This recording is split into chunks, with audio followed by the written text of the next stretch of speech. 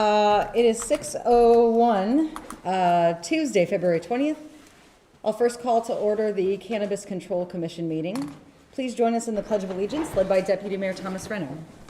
I pledge allegiance to the flag of the United States of America and to the republic for which it stands, one nation, under God, indivisible, with liberty and justice for all. Thank you.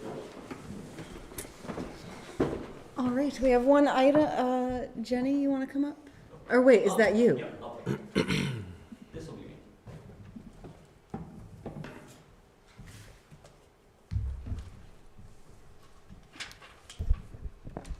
Okay, thank you very much. I'm here tonight to present a renewal application for a retail cannabis license for Winooski Organics. Winooski Organics received a retail license from the city's Cannabis Control Commission back in 2023. They were our first applicant and first cannabis license. This is a request for a renewal of that license. Annually, the state requires all cannabis licensees to get an updated license. We did receive notification that the state is intending to issue the state license from the Cannabis Control Board pending approval by the city's local Cannabis Control Commission. Included with the agenda was a memo outlining a little bit of the history. In addition, I had a conversation with the city's fire marshal and the city's police chief about any incidents or issues with the property. In both cases, they reported no instances or issues. In fact, the fire marshal was there back in October of 2023 to do an inspection as part of their annual inspections, and no issues were identified at that time. So we are recommending that the local Cannabis Control Commission approve the renewal of the retail license for Winooski Organics. Excellent, thank you. Any questions from council? No. Any questions from attendees? Or if you're on Zoom, you can use the raise hand or chat feature. And if you're on the phone, Paul, can you remind us how that works? I believe it is *6 to raise hand. Okay, thank you. Okay, hearing no concerns, does someone want to make a motion to approve the renewal of the retail cannabis license for Winooski Organics? So moved. Second. Motion by Charlie, second by Aurora. All those in favor, please say aye. Aye. Motion carries. Thank you. Thank you very much. That is the end of our Cannabis Control Commission meeting. Do I have a motion to adjourn? So moved. Second. Motion by Thomas, second by Charlie. All those in favor, please say aye. Aye. Motion carries. That meeting is adjourned. 6:04 p.m. I will call to order the Winooski City Council meeting. First up is agenda review. I understand that our guest for the Walk Bike Master Plan has a time constraint this evening and wanted to propose rotating that item G with item F, the Green Mountain Transit presentation, to make sure there's adequate time. All right, do I have a motion to make that adjustment to the agenda? So moved. Second. Motion by Thomas, second by Aurora. All those in favor, please say aye. Aye. Motion carries. Thank you. Okay, we are at the public comment stage of the meeting. This is space for comments from members of the public for items not on this evening's agenda. If you are able, we do take public comment for every agenda item. So if you're here for something on the agenda or the public hearings, please hold for that. Is anyone here to make public comment outside the agenda? Anyone on Zoom? Okay. Moving to our consent agenda, we have our meeting minutes from February 5th, payroll warrant, accounts payable, bankruptcy plan of reorganization, Thrive Fee resolution, grant letter for libraries, city manager review summary, annual Vermont Agency Transportation mileage certification, and the Champlain Mill Bridge assessment reserve request. Do council have any questions, concerns about any of these consent items? I did send a question about the final item, and I haven't had a chance to check my email. Yeah, I sent a reply like at 4. It was a bit late. Yeah. Okay, Do you want to pull it off or follow up after reading that? I'll follow up after reading that. Okay. Do I have a motion to approve the consent agenda? So moved. Second. Motion by Thomas, second by Charlie. All those in favor, please say aye. Aye. Motion carries. Thank you. Okay, council reports. Charlie, can we start with you? Sure. On Wednesday, the 14th, Mayor Lott and myself attended a coffee chat with some of Winooski's senior residents at the senior center to talk about the budget and answer any questions that they might have had. There weren't a lot of questions. There were a couple of concerns about what exactly is included in capital expenses. A few people appreciated the work that we're doing, and a few people had concerns about being priced out of the community. It seemed like a really positive experience overall, and the seniors appreciated seeing some of council out in the community just being willing to, hear their opinions and ideas. Thank you. Downtown Winooski meets this week, so I haven't met with them since our last meeting, but just a reminder about more upcoming budget presentations and conversations. Wednesday, February 28th at 6:30, council members of the school board and city staff will be at the Monkey House. And then Monday, March 4th, will be the final presentation at 6 p.m. at the school district. So we hope to see you there. And of course, if you have questions about the budget, you do not have to wait until those events. You can reach out to anybody on council or staff. Thank you. Thank you. Finance Commission did meet this month after a break during budget process and spent their meeting last week reviewing and providing feedback on the budget handouts and presentation, which have been incorporated now. Planning Commission is meeting this Thursday at 6:30 p.m. to continue review of our land use regulations in response to the Homes Act. That meeting is hybrid, so you can come here or be on Zoom. Yes, that's it for me. Okay. So on Tuesday last week, we had a meeting of the Safe Healthy Connected People Commission. During the meeting, we had a Q&A with the new chief of police. We had a really great kind of lively discussion and heard about kind of some of the key focuses of the new chief of police on staffing back up to 15 officers, working on the constraints within the building, as well as finding ways to engage with the community and kind of do some level setting and make sure that the police are providing what the community is looking for. And then last Thursday, we had an Inclusion and Belonging Commission meeting. That meeting, a lot of stuff came up, and this is from like the different commission reports around housing. So there's a really big interest in housing and how the IMB Commission might be able to assist the other commissions in like bringing different perspectives into the housing situation here in Winooski. So there's a lot of interest in that, and maybe having a joint commission meeting if possible with housing, but maybe planning or some of the others would also be interested in that. That's what I have. Thank you. Bryn? Thanks. The Infrastructure Commission didn't meet this month. We didn't have agenda items to warrant a meeting. We will be meeting next on March 21st, likely at our regular location up in the community room at the pool. I anticipate going over the second half of the year work plan during that meeting, but we'll see what other items come up on the agenda. In addition to that, the Bridge Committee met on February 7th. We just kind of reviewed notes from the public meeting that was held at the school at the end of January.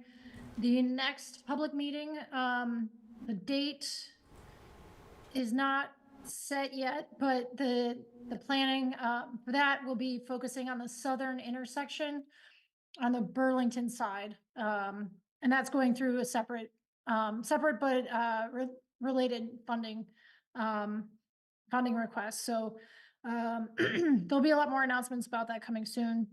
And I believe there are, the project team is meeting with Local Motion March 21st and some other interested groups later in March.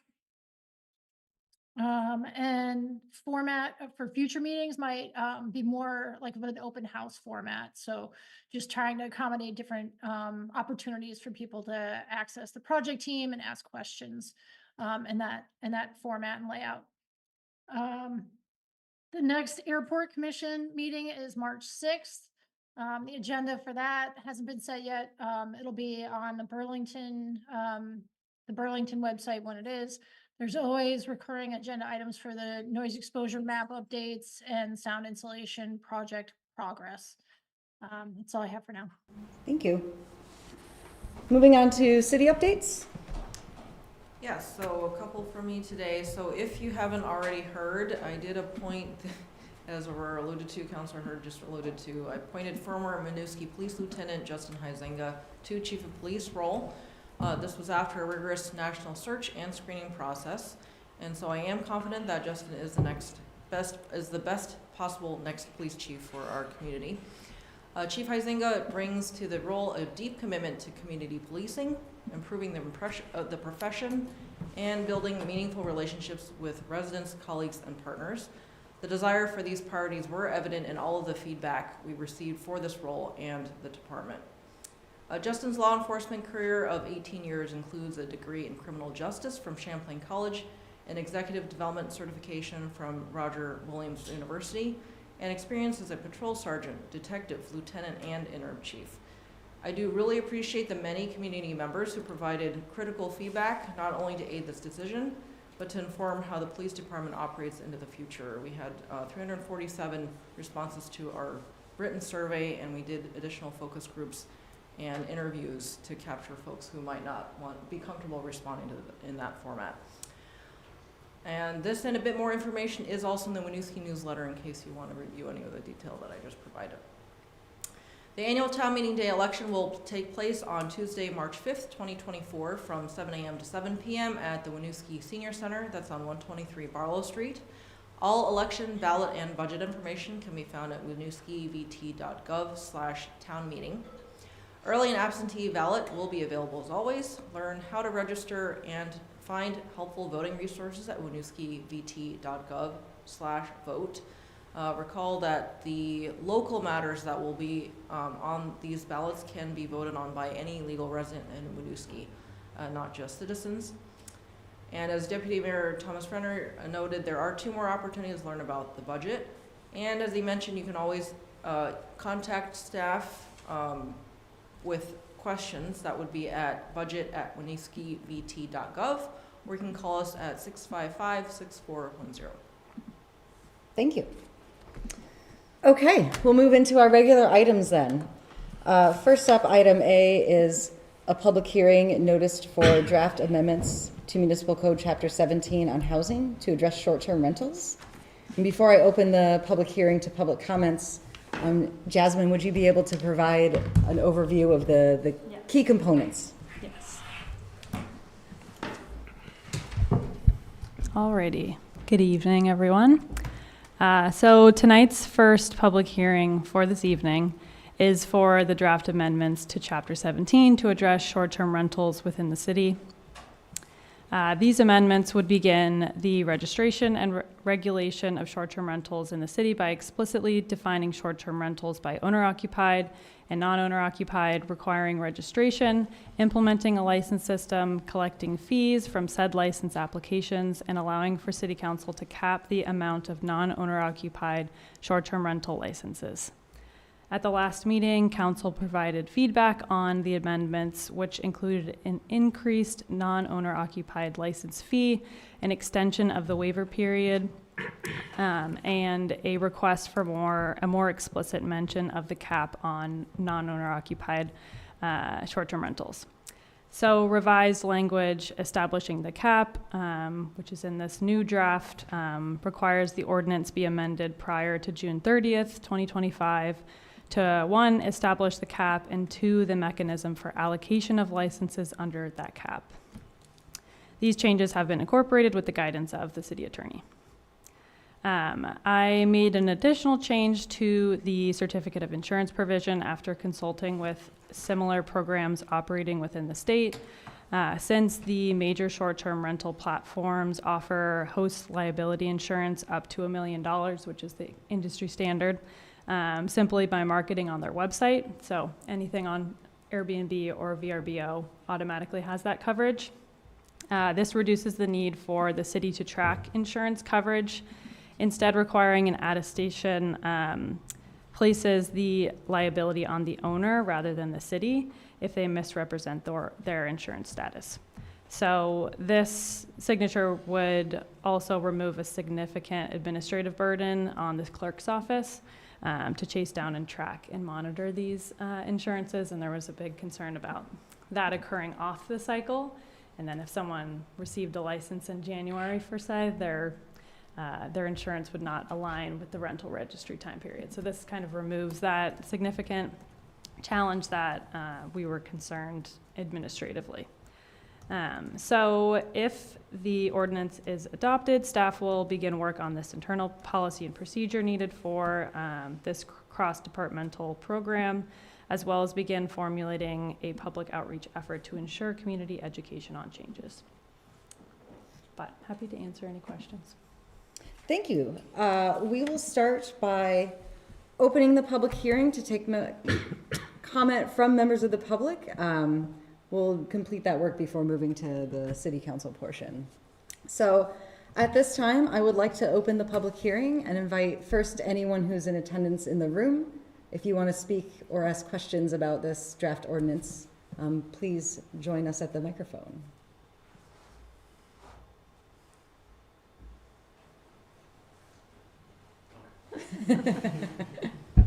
And if you could introduce yourself, please. Sure. I'm Robert Millar. I'm a Winooski resident. I'm also a member of the Housing Commission, so we spent several months on this.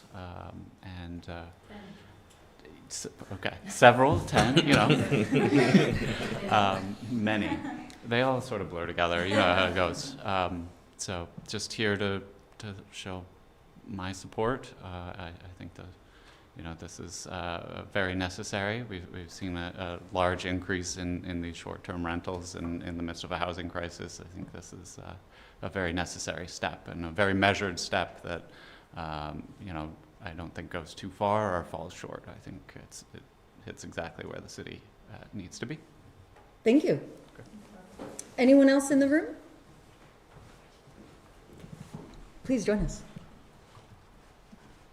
Hello, my name is Nick Brownell. I'm a resident here, and kind of echoing that, I think this is a great step forwards for the city in limiting short-term rentals. A lot of folks who live in the city live in apartments where one of the other dwellings is also an Airbnb, and this can cause issues for people where it's you don't have long-term neighbors. It's not treated the same way if you are living there for a couple days rather than on month's end. And a lot of kind of surprising to find a lot of units in the city of Winooski are also purely just Airbnbs as well. They're just short-term rentals. So this is something that I'm hoping that the city council takes into account. Airbnbs or short-term rentals in replacement of long-term rentals. So buildings where all the available units there are just for Airbnb or just for short-term rentals. They're basically taken off of the housing market as well as the rental market. And hopefully thinking long and hard about a rental cap, as well as looking at the recommended fees for non-owner occupied units as well as non-owner occupied units. I think ultimately the city, to protect Winooski renters as much as possible, we want to have a situation in which people that want to live here long-term can live here long-term with a lease that protects them and not something that's, hinges on, an agreement you made with the renter and Airbnb, so then it gives people, real protections. So, yeah, thank you. Thank you. All right, if you are attending by Zoom, please use the raise hand feature and Paul will move you over to speak.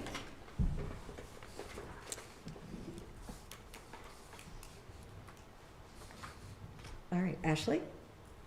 Hello, Ashley Locht. Oh, you can't see my charming face. You can only see my hair. Yeah. Sorry. That's okay. Ashley Lucht, Winooski resident. We have a short-term rental out of our owner-occupied house. And just in terms of the, by the way, totally fine with registry and rules and yes. Even though I have a short-term rental, I have noticed the explosion of short-term rentals in the community, and understand the housing crisis challenge, I would say that the rental that we have out of our house would not be a good long-term rental. It's more like a mother-in-law suite. But I digress. So in terms of the rooms and meals tax portion of the update to the rules, is that the need to get a license for that, is that to ensure that we pay rooms and meals tax? And if so, I know that Airbnb, so we're on Airbnb, they collect rooms and meals on our behalf. That's the thing about going through the platform. Yes, that's correct. Yeah, so we have to explicitly put that just for the very, very small group of people who might not utilize platforms like Airbnb or VRBO and would then need to receive like more of the traditional like paper license Okay. from the state. But yes, Airbnb does automatically take that out, and this wouldn't impact that portion of things at all. And yes, we heard from quite a few residents who do have situations more similar to yours, where they are owner-occupied, and this is definitely not aimed at preventing that, because we understand that that's a very valid use for people's properties, especially in in-law suites and things like that. Yeah. Well, that's good to hear, because I was like, man, do I have to get do I have to get a completely different license from the state? And that could be a thing. Yeah. And then the second question, and I recognize that it sounds like you're going to be either forming a committee, or the committee that has been doing this is going to be working on rules, but I would encourage you to think about the length of time that the Airbnb has been in operation, or maybe even the length of time that it's occupied throughout the year. For example, just our place, I think last year we had like 98% occupancy. So the people who are coming to our unit comes to spend money in Winooski, comes to spend money in the Burlington area. And like, so we don't just rent it out for like a couple of days a month, like it's almost always occupied. So that is just my situation and my lived experience. But I would say maybe thinking about some parameters around the length of occupancy. And I think that is all I have to share. Thank you. Thank you.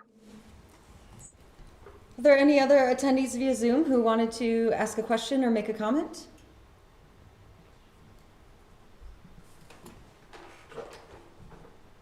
No one else in the room? Okay.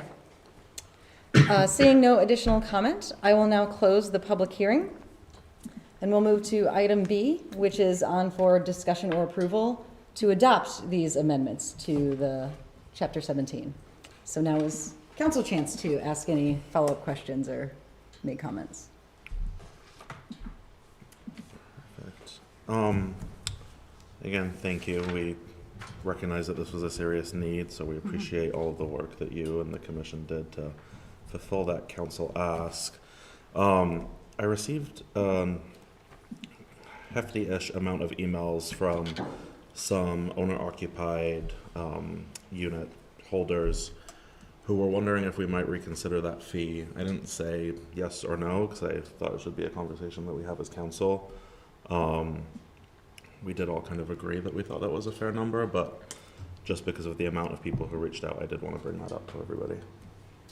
The non-owner occupied fee? Or No, the owner the occupied? owner occupied fee.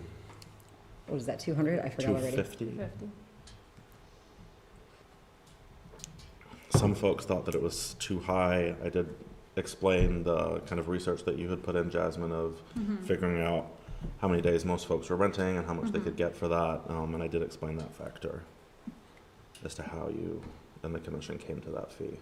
Yeah, I mean, I would say obviously non-owner occupied, like investment properties, probably on average are going to be a higher nightly rate than the owner occupied. Obviously there are duplexes that have large units. There are small single-family homes, so Right. that's not always exactly the case.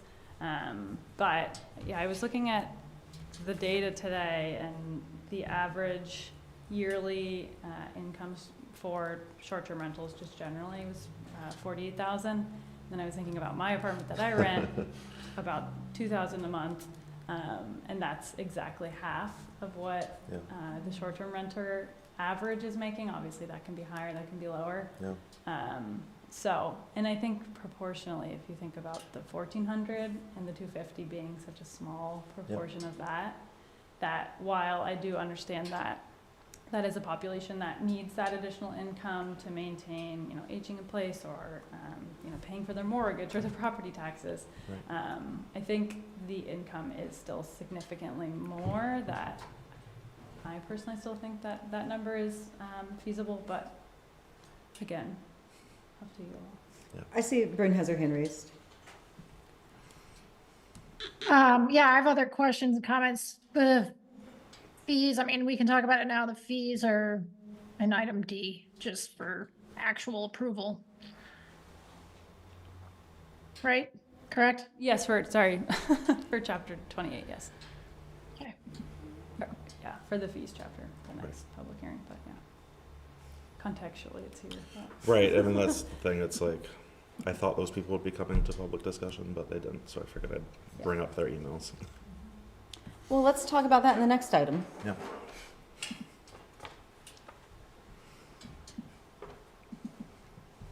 Other questions or concerns here? Yes. Go for it.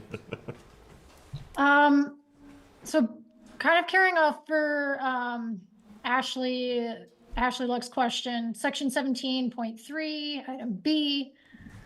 The way that's written does make it sound like anyone has, in order to get a short-term rental license, they have to have obtained a meals and rooms license. There's not language that I can see as written that so long as if it's on a platform that does it for you, you don't have to. Like, to at least maybe there is some language somewhere else that's drafted.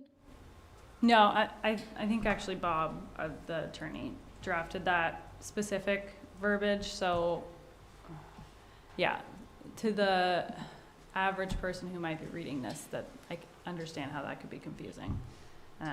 But I think theoretically that's the process Airbnb, you go through on Airbnb or VRBO. It's just kind of done by them for you. But yeah. In the insurance section, there is a line, if the owner utilizes an online platform that offers insurance, that can count. Can a similar sentence be included? Yeah. Yeah. Yeah. Because I think one of us raised that same question when this first came up too. When we get to the adoption language, we may just want to have that called out in the motion. I think that would add clarity, because right now, like, we could be open to an appeal. I think as written, if somebody, like, our intent might be like, sure, if Airbnb and another platform does that for you, you're fine. But if I was a neighbor and I was like, you issued a license and they don't have this, then that could be opening up the city to a challenge without adding that additional language. So I think it helps on both fronts. Okay. Yeah, Add that. that makes sense. I also had a handful of emails come in providing comment. Those folks were not here tonight to speak, primarily on the owner-occupied side of things. There was a question about the minimum of 14 days threshold. Is that pretty standard? I mean, what got changed last time to the 14? Is that where you're? Oh, the definition for short-term rental? Definition, yeah. Yeah, that's the state definition. Okay. Yeah. Try Try to make up my own. Well, I wasn't sure if that was just best practice that you saw from other municipalities or ordinances. There was a question, not like there's so many different scenarios. And this one person scenario is that they travel for work and that they are often trying to rent out that their owner occupied space. They qualify as a homestead. So they're under, they have the 182 days threshold met. But they feel like the 14 days for their situation would be unfair and overly burdensome. And so it's not. I just think about the goal of the short-term rental ordinance, and that's to increase long-term rental housing in place of short-term rentals that may otherwise be in use. So I wonder about this other kind of scenario where somebody's trying to get some additional income to pay their taxes or, just to offset some of their other living expenses. The space wouldn't be appropriate for a long-term rental, but we have some of these requirements would apply to them as well. So I just wanted to bring that up for you and for council to I would like to weigh in on that. So I rent my personal, actual house I live in a couple of days a year when I go to see family in Michigan, which is under the 14-day threshold. And I understand that is also the same threshold used federally for taxation. So when you file your income taxes, if you're renting under that threshold, they don't collect. And so I think it makes sense, again, there to align. I also, from that perspective of somebody who is not taking a unit out of the market, don't find this burdensome. The only new burden to me, well, I'm under 14, so it wouldn't count. But if I was renting over that, there's a license fee now. And essentially that's it, because the rooms and meals tax, the insurance, those are going through the platform. presumably. Yeah. I don't understand how this is significantly burdensome for somebody who is able to rent their home out many days a year and make income to add on a $250 license. Yeah, again, I'm bringing a voice to comments that I got over the weekend, for folks that are not here to speak tonight. I mean, I can't speak to their situation, specifically as to what they see as being overly burdensome. So I'm happy to, I'm not sure if they've reached out to you, but I'm happy to forward the email. They did. Yeah, I think part of the struggle is that there's a lot of nuance between owner-occupied and non-owner-occupied, like someone that rents their house just a couple of days a year, someone who rents their house when they go to Florida for 3 months, someone that, vacations in their house 2 months a year but lives in Florida, and then someone that fully just has purchased an investment property. And again, you could break that into lives in Winooski, lives in Vermont, lives out of state. And so I think there's so much nuance. It would be great if we could have this very complex tiered schedule of fees and requirements, because they do in a way kind of have a value base in terms of the city's intentions of preserving long-term rental housing. But fees of administration unfortunately makes that quite difficult to navigate if we were going to break all of those up into all these categories.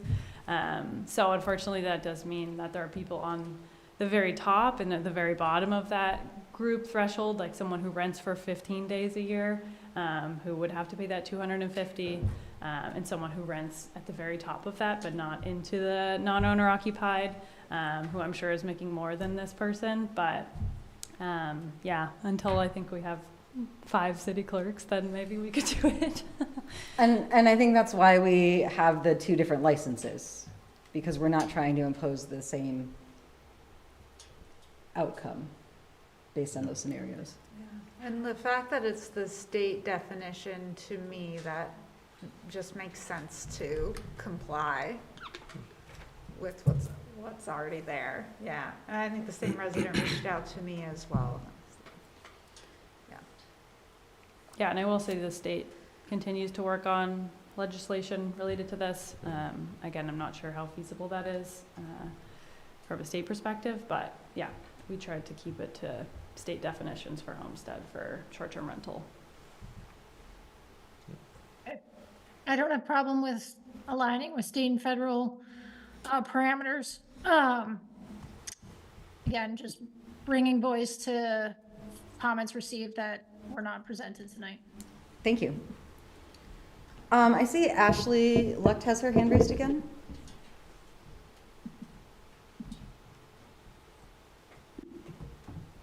Welcome. I'm not sure if it was appropriate for the public to weigh in. And obviously I missed the call for emails, but I guess I look at this fee as just a cost of doing business.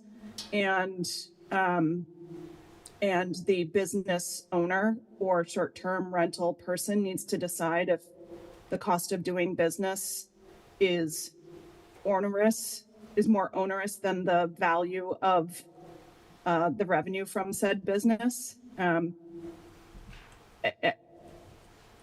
It's like I guess it's just like every business, right? You have to decide if it's worth still continuing, because that's what's required to operate your short-term rental. So for me, $250 is not onerous, especially when we're already paying. What is a little annoying is that we are already paying the rental registry fee. So, but be that as it may, cost of business, cost of business. So that from one owner-occupied Airbnb short-term renter, I do not find the cost overbearing, especially understanding that this is going to add another administrative requirement on Winooski staff. And I already, being on the finance committee, I understand the budget restrictions and limitations and the work that is asked of the city staff. So if this can ease the burden by potentially providing funding for more support staff to implement X, Y, and Z, then I am supportive of this. Thank you. Are there any other council questions, comments? The only one that I have, which I think I brought up last time, is how are we defining the second and subsequent, under 1716 C1B?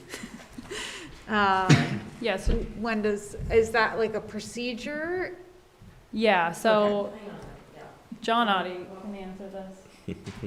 We went through it. Okay. Essentially, we didn't want to make specifications in this, so That- they that could be was- flexible depending on their load, the severity of the violation. If it's like a fire code, that's different than we. Okay, that was my assumption, but I wanted to make sure. Yeah, so I view this as if we find someone that's not currently on the public building registry, it's education. Typically, the large percent of the people don't know. We give them that benefit of the doubt. So like any other violation, it starts a 30-day kind of clock, if you will. I think it's reasonable to expect of them in 30 days to be registered and starting a process of inspection and, connecting the dots. If we go past the 30 days, if they've ignored us, then we start thinking enforcement. If they've engaged with staff and again, they're starting the process of, they should be registered and inspection has happened and we're in a follow-up or, it's scheduled. That's kind of what we do every day with the public building registry. Okay, that's very helpful, thank you. Anything else? One thing that's kind of semantics. Let me just pull it up.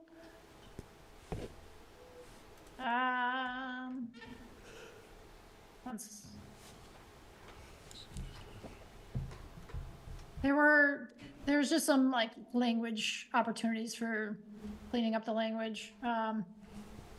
So we use enforcement department as shorthand, but there are some cases where it just says the department. So I would only recommend just bringing clarity where that's, Is that in the short-term rental section or the other existing chapter 7? it looks like some of it is existing. 1708. Yeah. Section E says the department. So, yeah, like it's not significant. It's just some language cleanup. Christine, do you mind? So, Britt, is that the only type of cleanup you're looking for? If so, I was just thinking you could, if council was amenable to that change, then you could just send the places to Jasmine and we can do that cleanup if that's what council votes on. Is there anything else like that? Okay.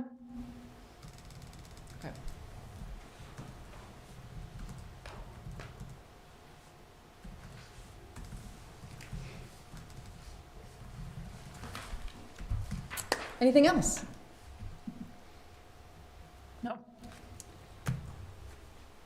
Do I have a motion to approve adoption of the short-term rental amendments to Municipal Code Chapter 17 with edits to Section 1713B to add language that if the owner utilizes an online platform to collect meals and room taxes, that counts towards the requirement, and to align references to departments to the Code Enforcement Department. Code Enforcement Department. Thank you, Thomas. Second. Motion by Thomas, second by Charlie. All those in favor, please say aye. Aye. Motion carries. Thank you. Okay, we are on to item C, the Champlain Housing Trust Development Services Agreement.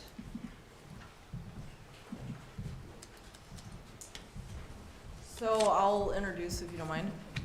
By all means. Unfortunately, Ray had to be out, so I'm pinch hitting from him, and of course, Michael Monti is here.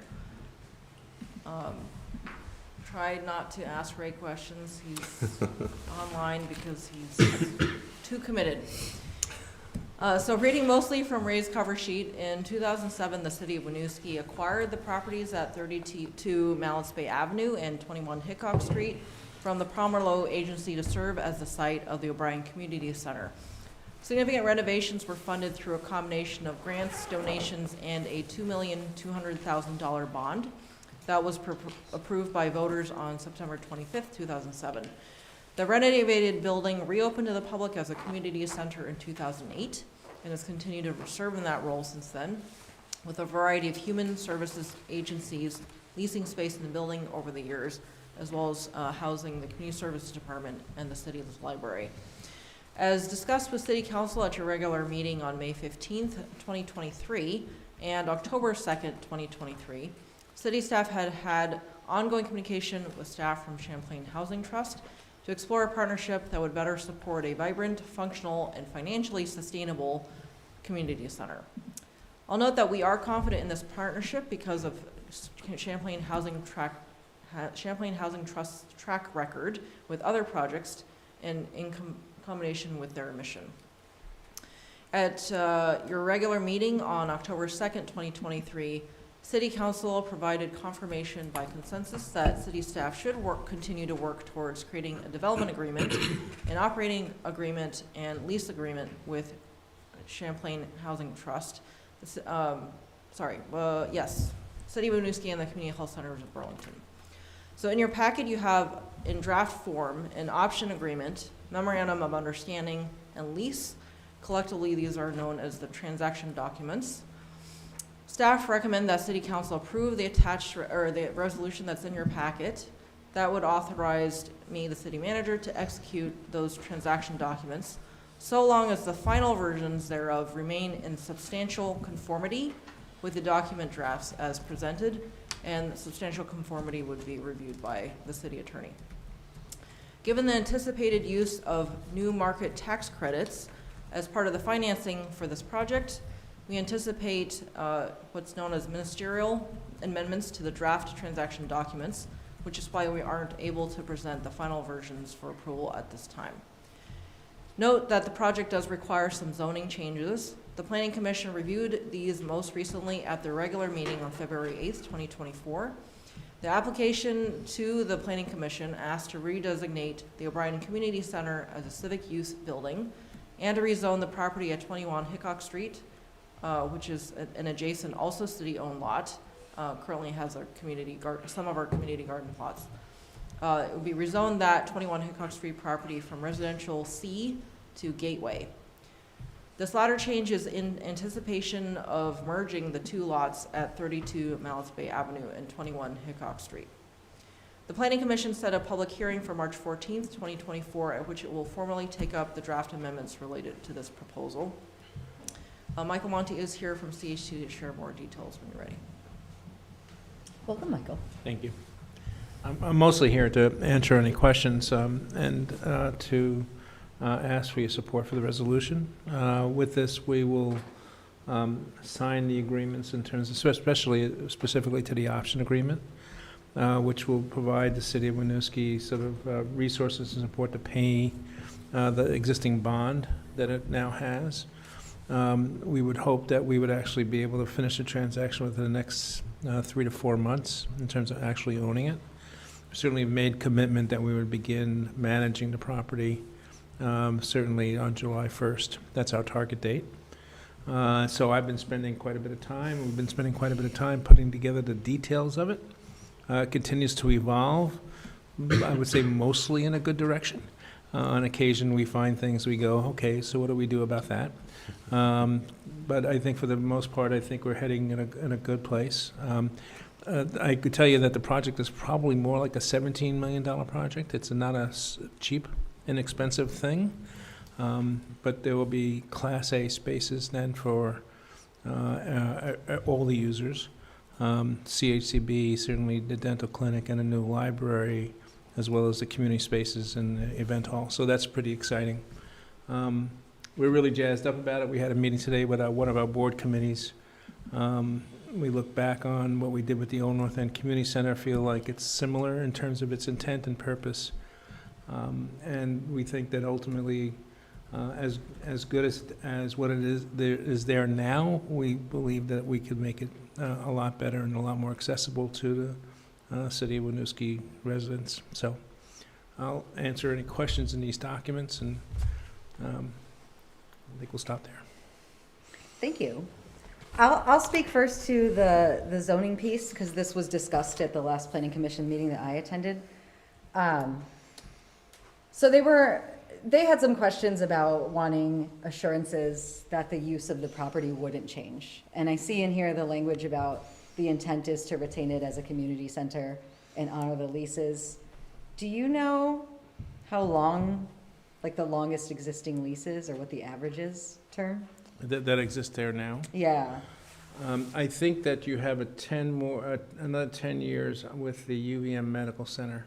I think Okay. after that, Howard is, I think actually month to month, starting July 1st is what they like to be. And I think CHCB is some reoccurring terms as well. But there'll be a new lease with CHCB. Clearly, UVM will be glad to accept them as they continue. Okay. And CHCB would like to actually purchase their property. So at some point in 7.5 or 8 years, there'll be a condominium there, of which we will own half, and CHCB will own half. We're ready to sell back anything to the city if it wants to at that point as well. But but principally that's what the end result will be in about 8 years. So CHCB will be there forever. It has those civic uses as a zoning. We're gonna impress in the deed a covenant that indicates that these should be for community uses or civic uses, to make sure that it is forever. So that if the CHCB decides in 20 years that they're no longer in healthcare, or they want to do something else and they want to move to a different location, another civic use would go into that location. That is true of any of the uses there. So we'll always be guided by that civic zoning use as a part of the deed, not just as a lease agreement. We do that all the time with covenants on property. Properties are guided by, sort of either public use or affordable use or something, right? So. Also, my understanding, Eric can jump in here, there's two protections. There's one on the side in the deed from CHT's perspective, but also if there was gonna be a change, the planning commission would have another crack at it because it would have to be conforming to the civic use designation. Excellent. This all sounds like it meets the desire, so thank you. Not to speak on behalf of the planning commission, but that was the impression that I got from that meeting, that they felt assured. But of course, there will be a public hearing and they could change their mind. I had a question that might be better suited for you, Elaine. There's notes in here about the city and CHCB being responsible for their own fit up and furnishings. And I wonder on the city side, have we estimated that? Have we budgeted for that yet? So we haven't estimated it per se, that I'm aware of. We do have magically some fit-up money. Again, Angela found money out of nowhere. Angela, are you there? I am, yes. You want to speak to that for a minute, take credit for that? Sure. So the purchase and sales agreement that is proposed with CHT is enough money to cover all our debt service payments with the bond bank as of right now. We will be making a interest payment that is included in this fiscal year's budget in May. So that equivalent amount of money from the sales price that CHT has pledged would be available for fit up. Great. We're also, you also had the library grant on your consent agenda, which would help with that. In addition, we do have some designated reserves for the O'Brien Community Center facility within the capital budget that could be repurposed for fit up at this space. Okay, thank you. That sounds great. Yeah. My last question is the reference to the $500,000 development fee paid to Champlain Housing Trust. Who is making that payment? Well, we are. Okay. And whenever we do a development project, included into the project is a development fee. So whatever we raise, whatever we do, however we bring money in, it pays us a fee. We do this with our partnership properties and our affordable housing properties. The level of work that happens here, nobody's getting paid for that. None of the time is being reimbursed. We've already hired someone to help us raise $2.8 million to do the capital campaign. All that work basically happens as part of the development fee. And so we will, it comes out of the project itself. Let me just say this also, we're investing $1 million into the project. So we could have just saved $500,000 or something like that and kept it ourselves, but I think this is the more reasonable approach to doing it. It also recognizes the true cost of how we do business and allows us potentially to use that to leverage other resources as well. So. Thank you for that clarification. Those were my questions. Do other folks have any? Bryn? Sure. Thank you. This is nothing short of exciting. So really happy to see this moving along so quickly. I was curious if there's any language that gives the city right of first refusal if there's ever any additional property turnover from CHT. Be glad to, pretty straightforward, we'd be glad to make that as an additional option too. If we decide we want to sell, that we would actually certainly turn to the city as the first option to purchase. That's easy. Yeah, I think that for me, I think that would be nice to at least have the opportunity. Who knows where we'll be and when or if that will happen, but I think just in terms of future planning, it would be nice to give our future an opportunity to have at least a consideration in that matter. Easy enough. Other councilors support that change? Yeah, I think it's a good idea. Yeah. Excellent. Thanks, Bryn.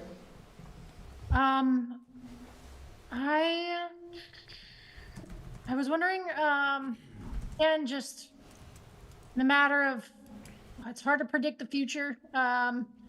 If there's any language, do we,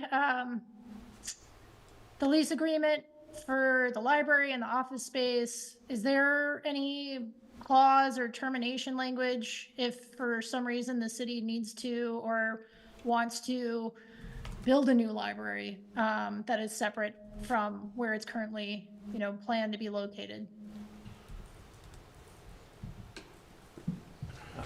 That's a question to me. I would say that, Termination clause.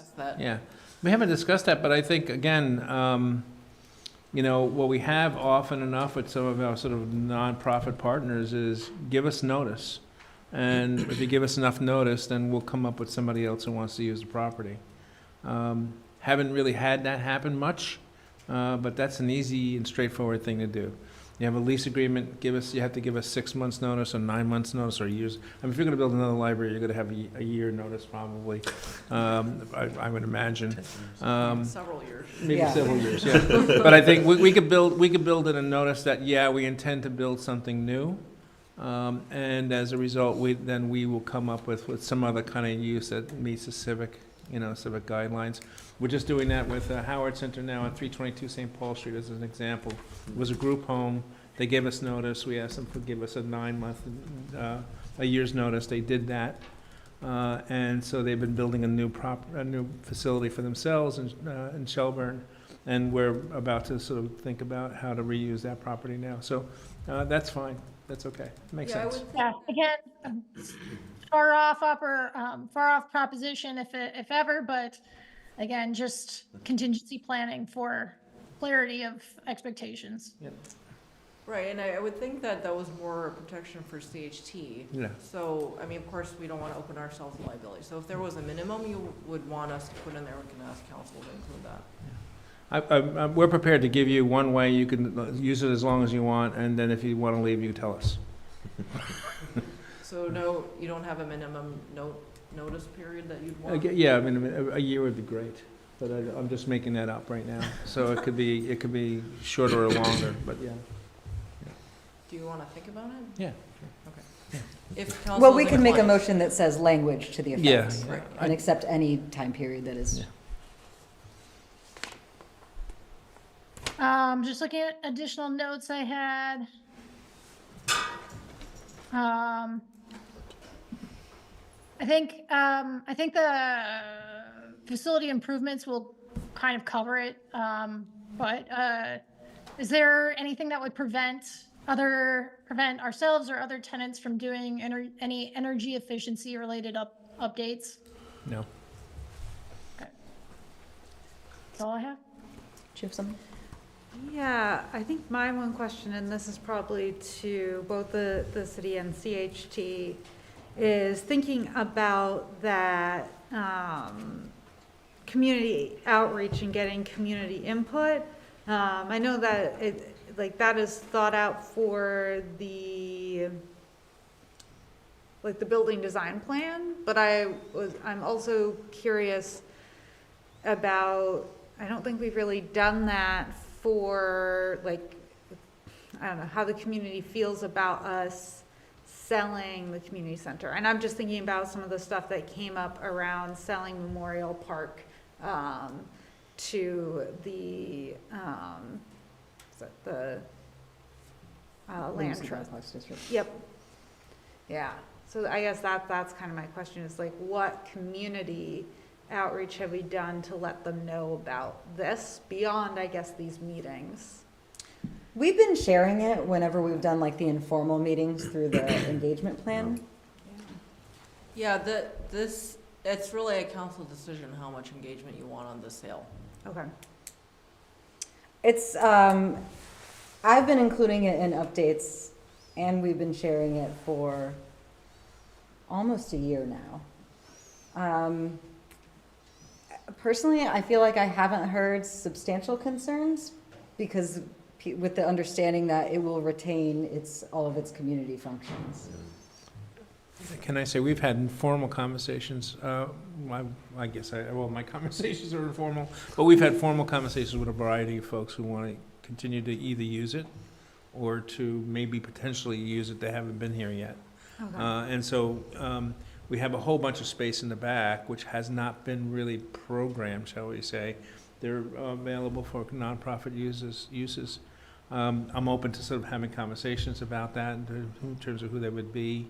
The way the event hall is operating will be pretty much the same, I think, although I still have to learn a little bit more about how it's operating right now precisely. So we're open to sort of like a continuing sort of like dialogue about the event hall use and the kitchen use and the nonprofit uses, assuming that CHCB is doing their stuff and the library is overall there for the community. So Yeah, I think the concern I've heard from some residents, and also folks outside of Winooski, a concern with CHT's rentals and like a concern about the upkeep of those buildings, and also some concern around like the folks that have serviced those buildings and not being necessarily as welcoming and inclusive as we would want. So that's part of why I wanted to raise this. I would love to hear more about what you just said. Are they talking about specifically about like the Old North End Community Center in terms of housing? Yeah. Housing in particular. So I do know that this is a different program, but Yeah, sure. I wanted to make sure to raise it because that. Well, I'd love to have more conversation. I'd be glad to Okay. talk more about all of that. We do have a fairly robust resident services staff that are available to folks who need support and services. Our maintenance folks have been sort of a little bit behind on a range of issues, principally for catching up, I think, still from Yeah. COVID, but now finally, I think, getting to a place where they have been. Yeah. I think we probably meet all the code requirements and then some. We provide no more than 3% increases. People have a right to stay forever. People can move to another property. People have a just cause eviction. So we do a whole range of things, I think, in terms of the people in our properties that I don't think any other landlord does. Yeah. So I'm trying to defend ourselves a little Yeah. bit, but at the same time being willing to hear what people have to say Definitely. about that. Yeah, I can pass along some more specifics. Yeah, but I just want to check in unless, and I know just like employee retention and stuff has been hard everywhere, or just hiring folks has been hard. So. Yeah. And I think to your point, I think I've at least communicated when we have always been intending to have a community engagement session on site. I think I have communicated that in terms of design, but that it actually would be full scope, like programming. How do people want to experience the space? It's not just about the building. So there is still opportunity for that. Okay, that sounds good. Thank you. I Sure. appreciate that. I would say though that some expectations should be set because Well, yeah. it's already $17 million, so. Reacting to things, not designing from scratch. Yeah. Thank you. Are there any questions from members of the public? Or comments? Or folks on Zoom? Okay, check. Can I add one more detail? Mm-hmm. In case anyone was wondering, Vermont Works for Women is not going to be impacted by this project, and they have essentially like almost a forever arrangement there. So when Michael was responding to the question about what leases were in place, he was talking about those that are affected by the project footprint.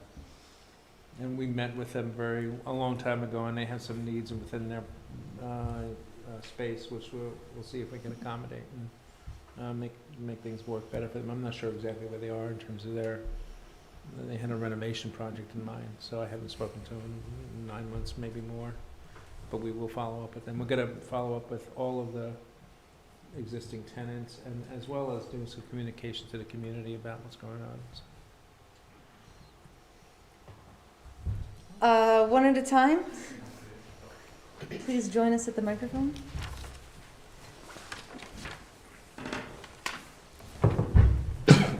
Hello.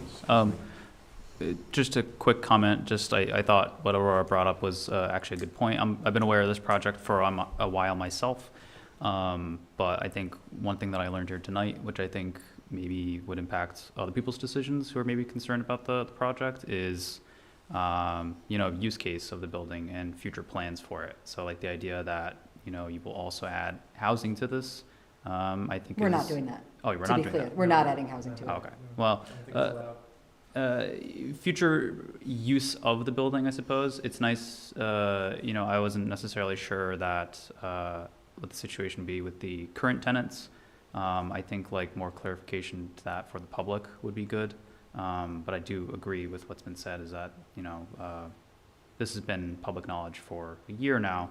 And so I think if you are following up with local news, you're probably aware of this project, but you might not be fully aware of the finer details of that. Who's going to be staying, what that means for certain people, what the community health center necessarily, where that plays a role, because the community health center and the library obviously are very large endpoints for the community. Thank you. Thanks.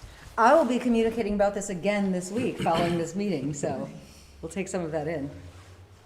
Robert, were you coming up? Sure. A very quick question. We talked a lot about the real tenants. I was just curious about more de facto tenants. I guess I gotta sit here. Communication with, folks who are making use of it on a regular basis already. And I'm just curious what that's been. Yeah. So to clarify then, all the current tenants who are there will be able to stay and they'll have new offices. So that's clear. There is a long list of, you call them de facto tenants, but I think people who are using the kitchen and other spaces there, we're ready to we need them to continue. That's a part of what we really want them to do. You have a very active community center that way. I'm talking to Harmony tomorrow, just as a make sure that she's still in place and ready to go. So there will be this, let's be clear, we're going to do renovation and development and construction here. There will be some disruption, but only because we're redeveloping the property, not for any other reason. But the long list of folks that Ray sent me, I think at some point, they're on our list, and then there's no reason why they can't continue to use space. Ray is engaging for some reason. Sorry, Ray, I didn't mean to. Oh, no. Yeah, I was just gonna confirm that. Yes, there's a long list that we're figuring out a plan for communication with. So, good question though. Thank you. All right, anything else? It sounds like someone might want to make a motion to approve the resolution authorizing our city manager to sign the transaction documents, so long as they do not change substantially, with the addition of language to give the city the right of first refusal should CHT ever decide to sell the property, and ensure a notice period in the lease to terminate tenancy. So moved. Second. Motion by Thomas, second by Aurora. All those in favor, please say aye. Aye. Motion carries. Thank you so much. Thank you. Thank you. Appreciate it.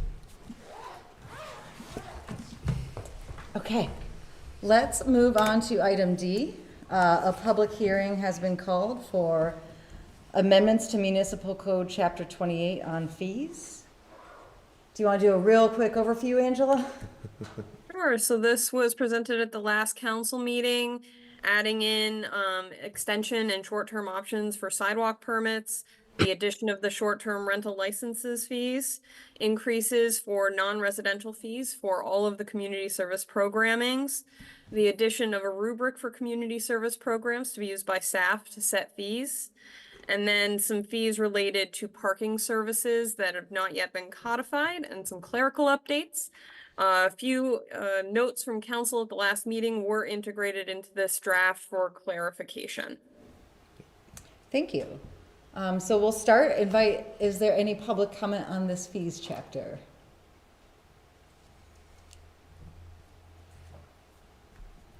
Reminder, if you're on Zoom, to use the raise hand.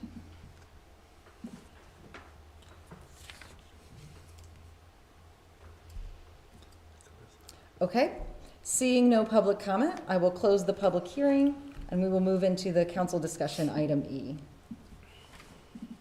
I think we have a question you advanced earlier about the owner-occupied license fee and whether or not we wish to make an adjustment to that. And similar to Councilor Oakleaf, that was just Yeah. passing that on. I don't actually have a hope to change that fee. I think Jasmine's context supports the administrative overhead, so. Yeah. Okay. Perfect. Are there other items in here? Oh, Bryn, I see your hand. I don't know if it's just me, and I know Ray walked through it at our last meeting, but the rubric is still confusing. I think it's because it's in red line still, and it's harder to read that way. I don't think it has to do with red line. Say more, Bryn. Say more. So I tried to walk through a hypothetical over the weekend, and I don't know. I think because it's used by staff, I'm not super concerned about that. And I could see if like someone did have a concern, they could like ask for it. Exactly, like sit down and be like, can you walk through these steps? Like I think I was looking at like, well, I don't need equipment, but I still get a ding for not needing equipment. It's not a 0, it's a 1. I mean, Yeah, but that just means it's the minimum score is 7. So if you get minimums, it's the lowest fee possible. And I think 9 times out of 10, even when there are very few programs that I think are completely equipment free, right? There could be snacks, there could be pens and paper for arts and crafts activities. I think there's always a little something that we end up needing. So I think, it's not $500, but it's often $20, $25, fruit snacks at Costco, that kind of thing. Yeah, I was thinking like gym rental, which may no longer be a thing in the very near future. Mm-hmm. Yeah, I mean, what I will say is that we use this for 2.5 years with Esser, I think, to really good effect. And I felt like the numbers that came out the other end, I mentioned this at the last meeting, were really on point with sort of industry numbers and comparables in other communities. So, and I think when we get a number that's not, we have the flexibility to sort of vet that and say, whoa, okay, this program is way too cheap. It costs us way more than this. We need to come back and do a resolution with council to set that price. So I think we're not going to just kind of blindly use that rubric. I think it's a tool for us to start from. And then if we get into more of the depth and say, you know what, we actually do need an extra staff person, and that's going to bump this up and it's going to make it more expensive, then I think we come back and deal with that individually with you all through a resolution.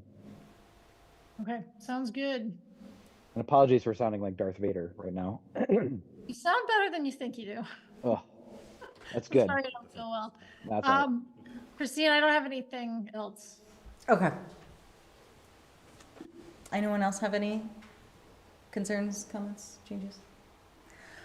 Okay, do I have a motion to adopt these amendments to Municipal Code Chapter 28? So moved. Second. Motion by Charlie, second by Aurora. All those in favor, please say aye. Aye. Motion carries, thank you. So we're now on to item G because of the agenda adjustment. Probably not in time, though. Let's do it. This is on for discussion approval of the Winooski Walk Bike Master Plan. All right.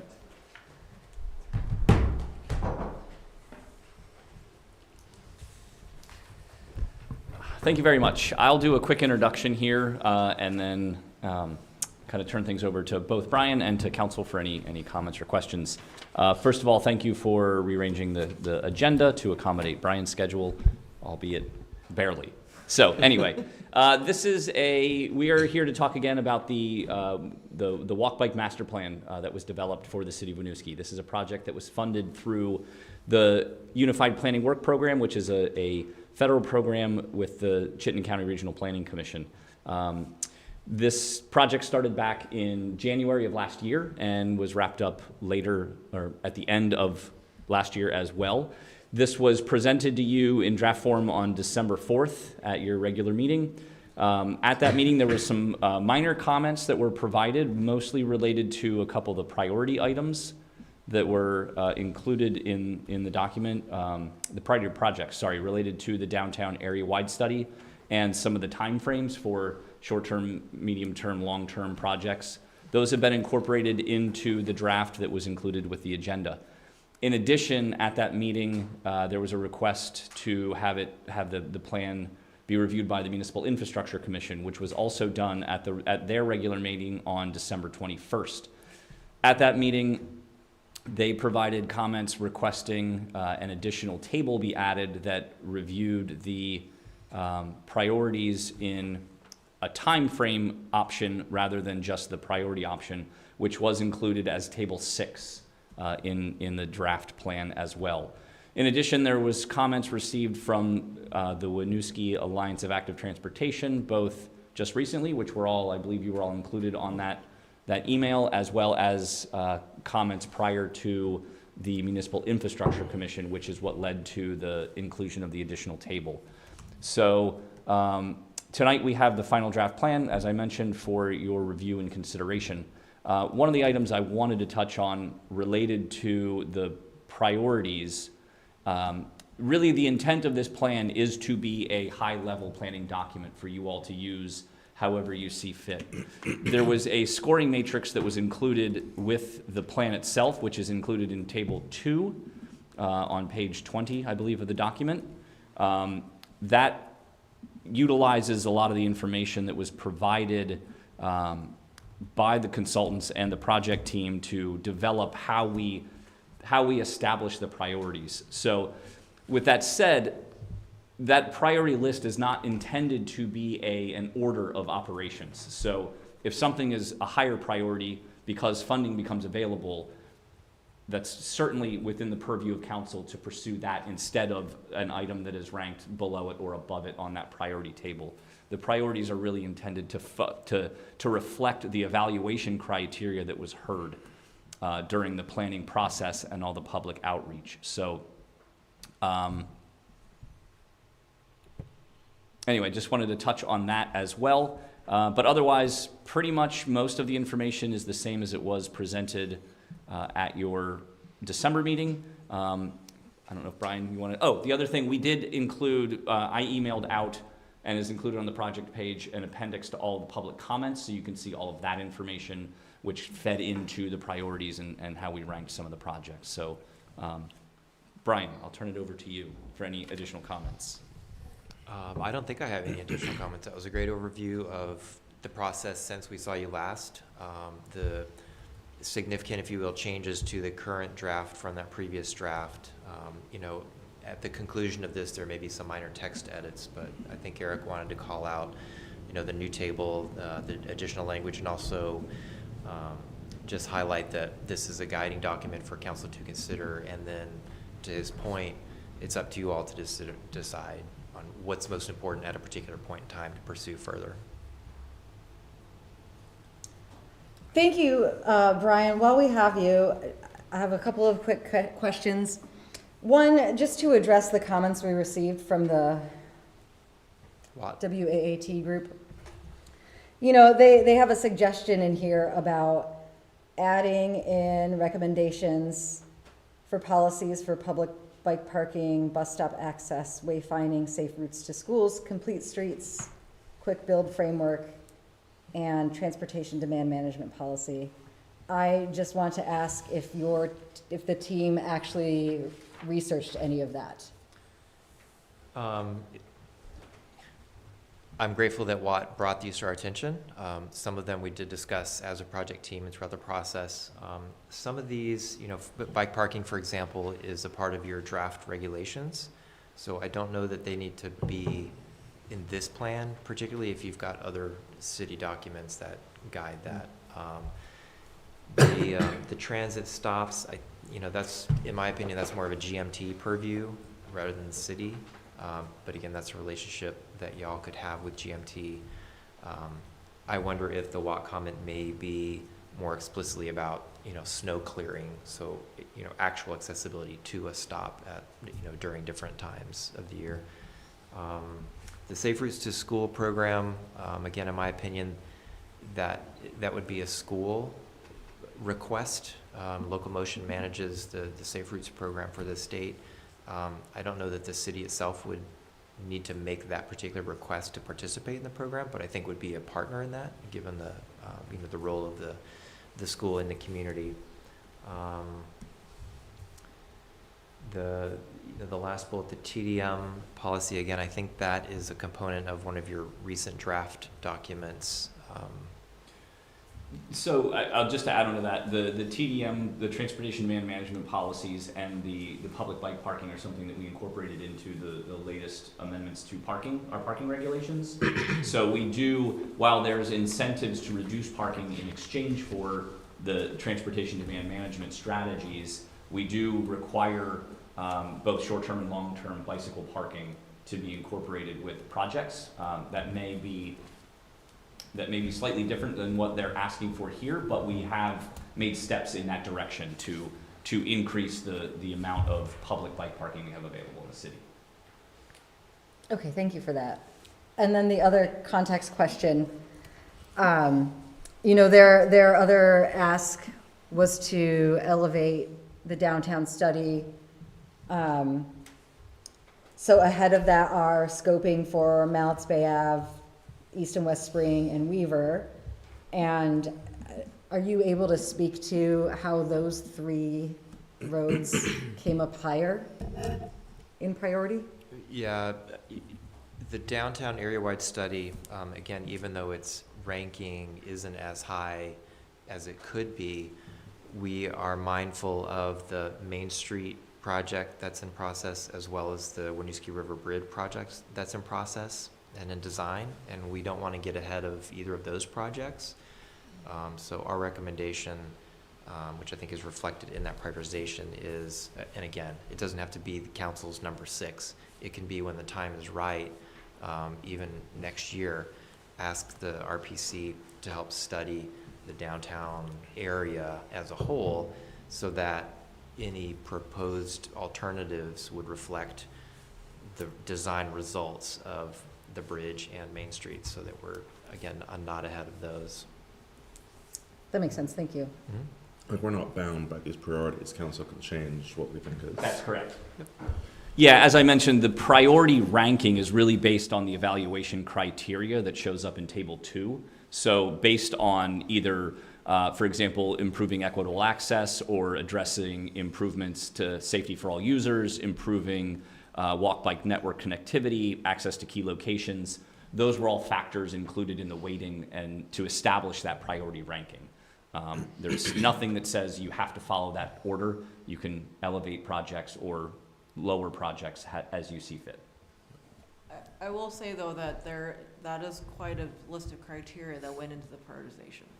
Yeah. And then just in case you needed a 2 dots connected there, so what Brian was saying about Main Street, or for the public's benefit perhaps, and the bridge projects, those will change traffic patterns, and so if we studied it now or even try to project what it might be, it might not be accurate. So it would make more sense to do a study and then base changes on what the actual traffic patterns will be. That makes sense. And that's a good point. That's why we also wanted to update the language so that it's not circulator specific, but it is a downtown area wide, right? Mm-hmm. Part of the system. I have more, but I will open it up to others. Have comments. I think just reading through this again kind of just highlighted how it was important that council prioritize infrastructure in our budget. The community cares about getting around, biking, walking, and that's very difficult to do with the current state of our roads, and that all ties into this. Something we have to take care of before maybe even we can kind of address everything here. I appreciate the section on lighting. I think that's huge, especially given the really bad accident that happened in the Circle recently that was due in part to the lighting situation there. So that section of this document I find particularly important. And just to thank you, last time you were here, I had asked about the $ designations and what that meant, and the way that you have changed it in the document makes it a lot clearer, so I appreciate you doing that. Great, thank you for those comments. Quick correction, page 14, the street network Doesn't include the new Molly's Way private road.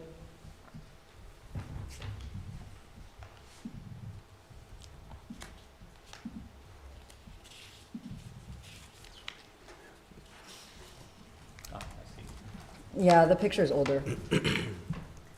And one additional question.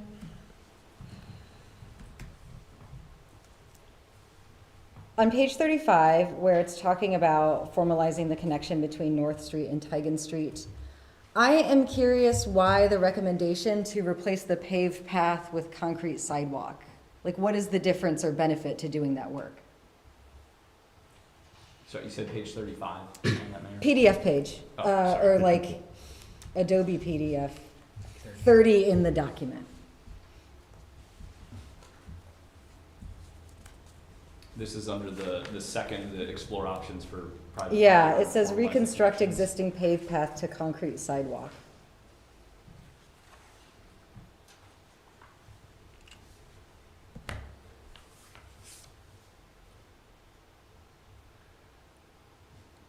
My guess is that because that current asphalt path is not ADA compliant Yeah. for surface or width, so I believe it would be, and the concrete would be easier to maintain in for a longer period of time. But I don't know, Brian, if you. Is concrete Continue that. easier to maintain though? Like, I feel like our sidewalks are in much worse condition than the Riverside multi-use path. The concrete material has a longer lifespan than asphalt.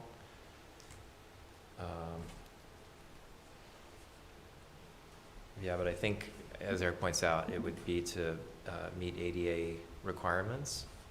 But I don't Okay, think thank that, you. I think that would be not necessarily materials-based, but the width of it.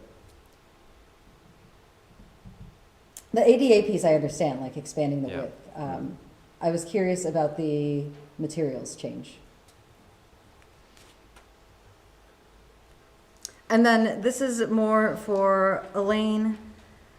This recommendation about sharing the city snow plowing plan, is that something staff could implement like annually when we start parking ban communication? Sorry, what page is that?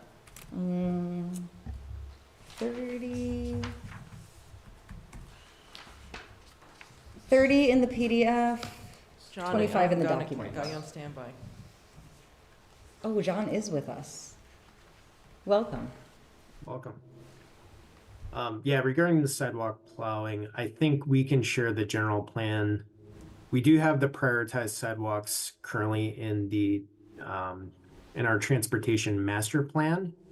However, it does tend to change pending our staffing. So for example, earlier this winter, we really were understaffed and didn't have EO1s to do a lot of the plowing work. So we were, plowing in the larger trucks, and then some of those staff would get into the sidewalk plows to plow. So it wasn't necessarily, it wasn't in keeping with some of our priority streets, because we were doing some streets that were closer to the shop, for example, and then having to go back the next day.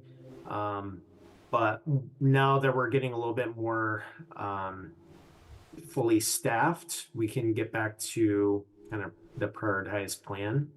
I will say it also depends if we have all sidewalk plows running. We have, we're up to 3, thankfully, right now. So we've got a backup sidewalk plow.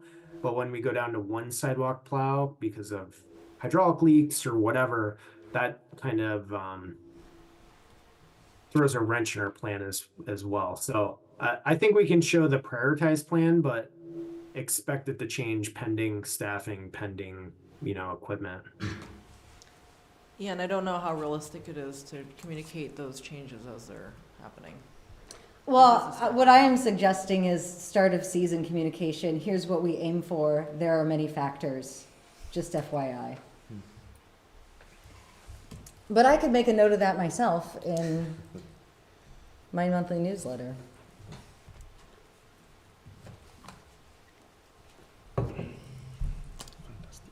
Did anyone else have questions, comments to get into here?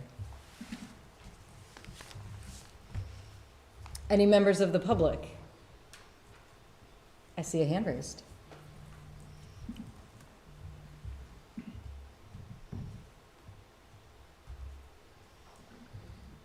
Hello. Welcome, Tom. Hi. Good evening, folks. My name is Tom Buckley, and I'm a resident of Hall Street and also a member of the Winooski Alliance for Active Transportation that you've discussed already. I think to be brief tonight, I want to first thank the consultants and the Regional Planning Commission and the council for moving this plan to where it is today. It's an excellent document, and I wanted to be clear, and even though we've offered a lot of comments on it, that we're very much in support of the plan and your adoption of it. I was glad to hear the discussion of the comments that we offered already. It's gratifying. I think we're going to continue to offer comments because, you know, that's the advocacy that we're here for. And again, we appreciate your receptivity and comments on that. I think specifically what I also heard was something I was going to raise, and that's the downtown area. I mean, it has already been raised, but I think that while I understand the idea that we really want to understand the traffic patterns from Main Street and the bridge before we get too far in the planning, because of the public safety concerns, and I know Thomas mentioned the recent pedestrian accidents there, we would like to keep that see that be kept really high on the agenda, and for, you know, the planning for that, for any changes to the circulator to be interactive with the development and the implementation of those other two projects. So, you know, originally I was going to say I think we should raise it, you know, from number 6 to higher priority, simply because of the intensity of pedestrian and bike activity there.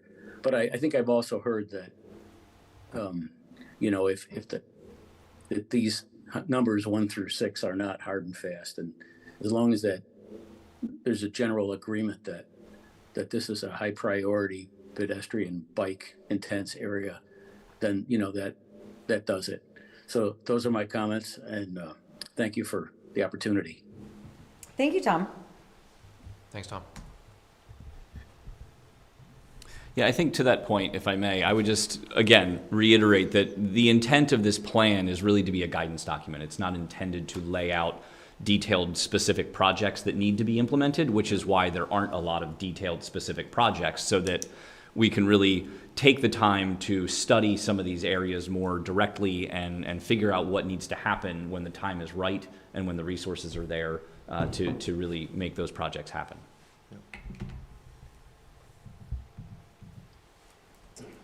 Oh, Bryn? Yeah, thanks. Want to thank CCRPC for, you know, adding a meeting, an unexpected meeting late in December. So I know that was well attended and offered some really valuable input from both the commission and members of the Winooski Alliance for Active Transportation. So I know that that was an additional ask on you and your schedule. So thank you for accommodating that. Thank you for all of the effort that's gone into responding to questions and comments as well. I think this is really exciting to see this move forward and to have this document in place. Certainly not perfect, but much more progress and guidance than we have currently. So big improvements there. For me, one comment, table 5, page 44 of the PDF, page 39 of the document.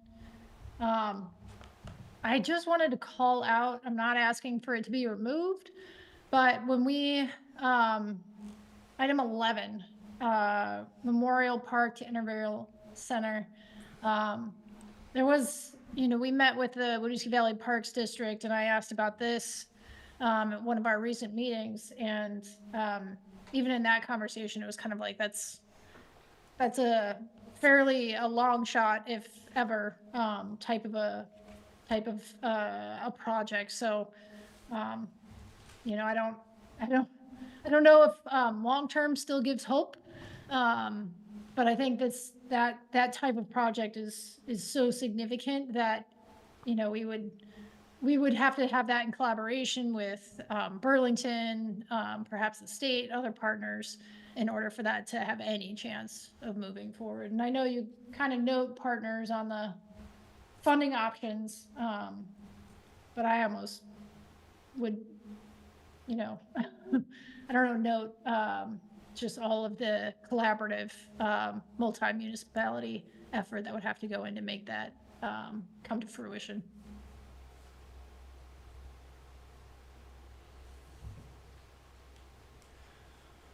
I will say, for some of the big projects that may seem unrealistic, we've seen in recent years the federal government making significant federal grants available. And when you have something that may seem out of reach identified in a document, it makes it closer when those rare opportunities come about. Fair enough. They take a lot of work. They do. Yeah. Not insignificant, but not out of the realm of possibility. All right, anything else? Sounds like someone might want to make a motion to approve the Winooski Walk Bike Master Plan. So moved. Second.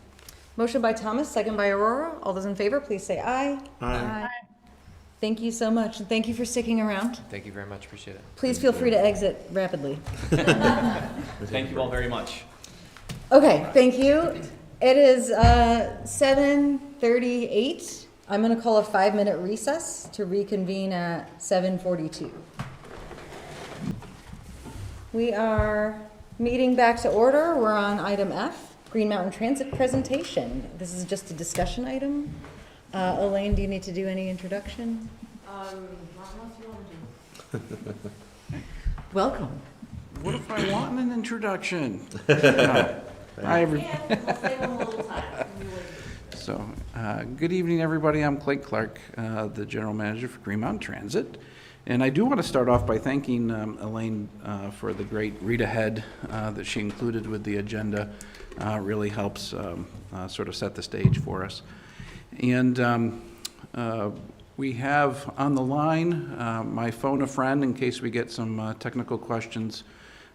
Nick Foss is our finance director and will be available if you have questions that I'm unable to answer.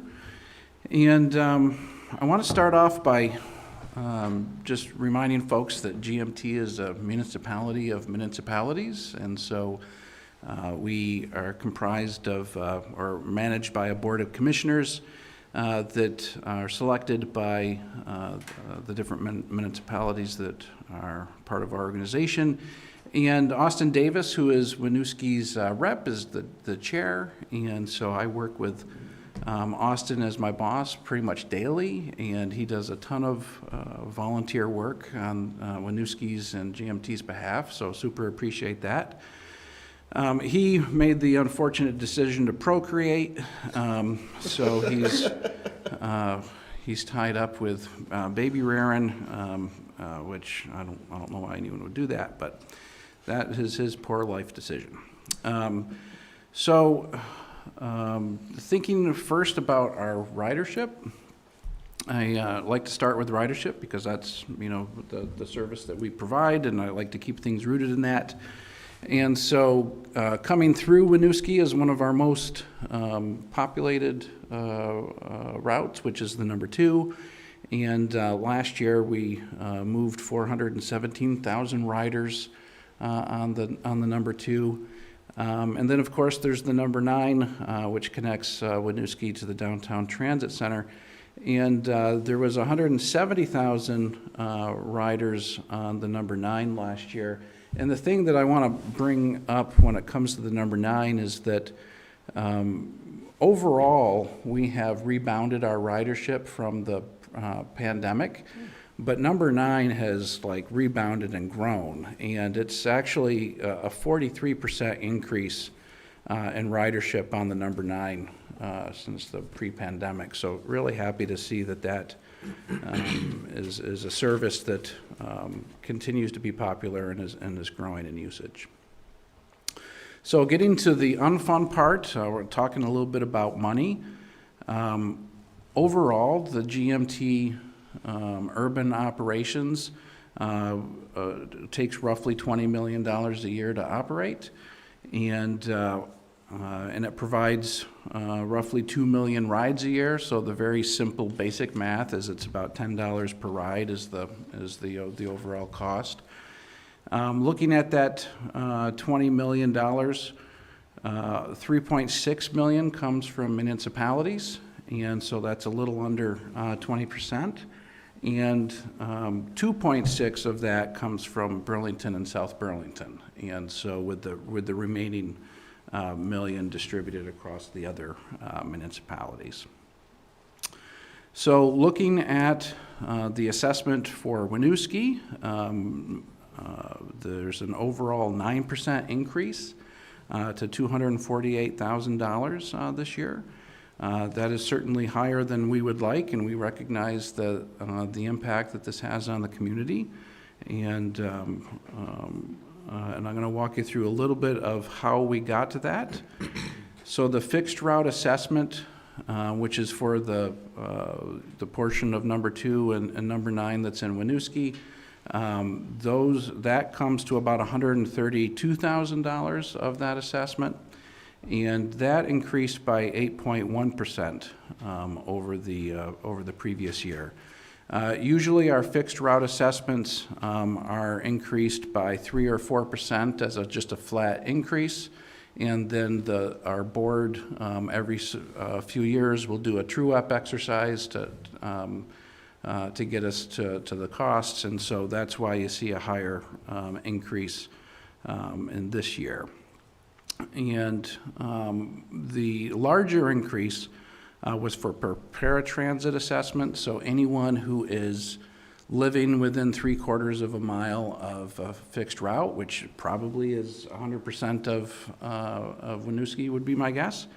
If they have a disability that prevents them from being able to use the fixed route service, then they would get paratransit provided by SSTA, and that's a door-to-door service that we're legally required to provide with the Americans with Disabilities Act. And that increased by 9.9% over the previous year. The thing to keep in mind with that is that is based on actual usage, and that also is a cost that's split 50-50 with GMT. And so Winooski's portion is 116, and then essentially GMT funds the remaining 50% balance out of our own reserves.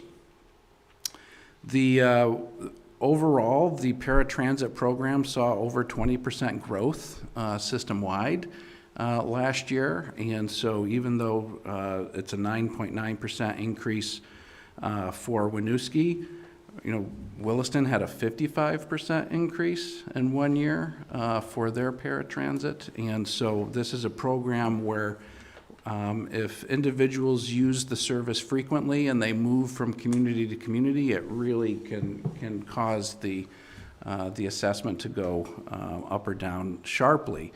One of the things that I'm happy is that our board has adopted a new paratransit assessment model that will be a running 3-year average, in the hopes that will then cause those peaks and valleys to be not quite so peaky or valley. And I'm going to talk a little bit about, I think that we'll see a decrease in paratransit use over the coming year when I talk about fares.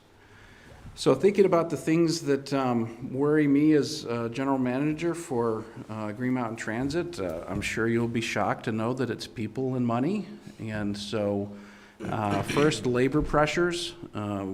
Last year when I came here, I told you that 1 in 3 of our routes, or whenever you would see one of our buses, there was a 1 in 3 chance that the person operating that bus was on overtime.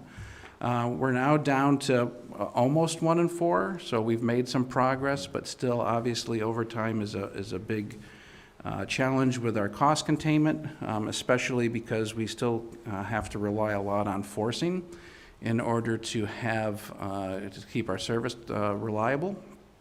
And with forcing, first off, we don't like that because we don't want to force anyone to work when they don't want to.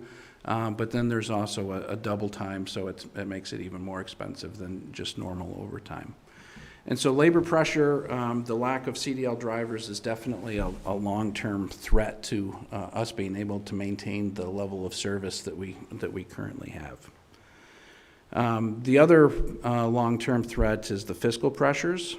And so our COVID relief funds will be exhausted in fiscal year 26. So for quite some time, we have operated more service than our revenue would allow for, and we've used our reserves essentially to pay for that.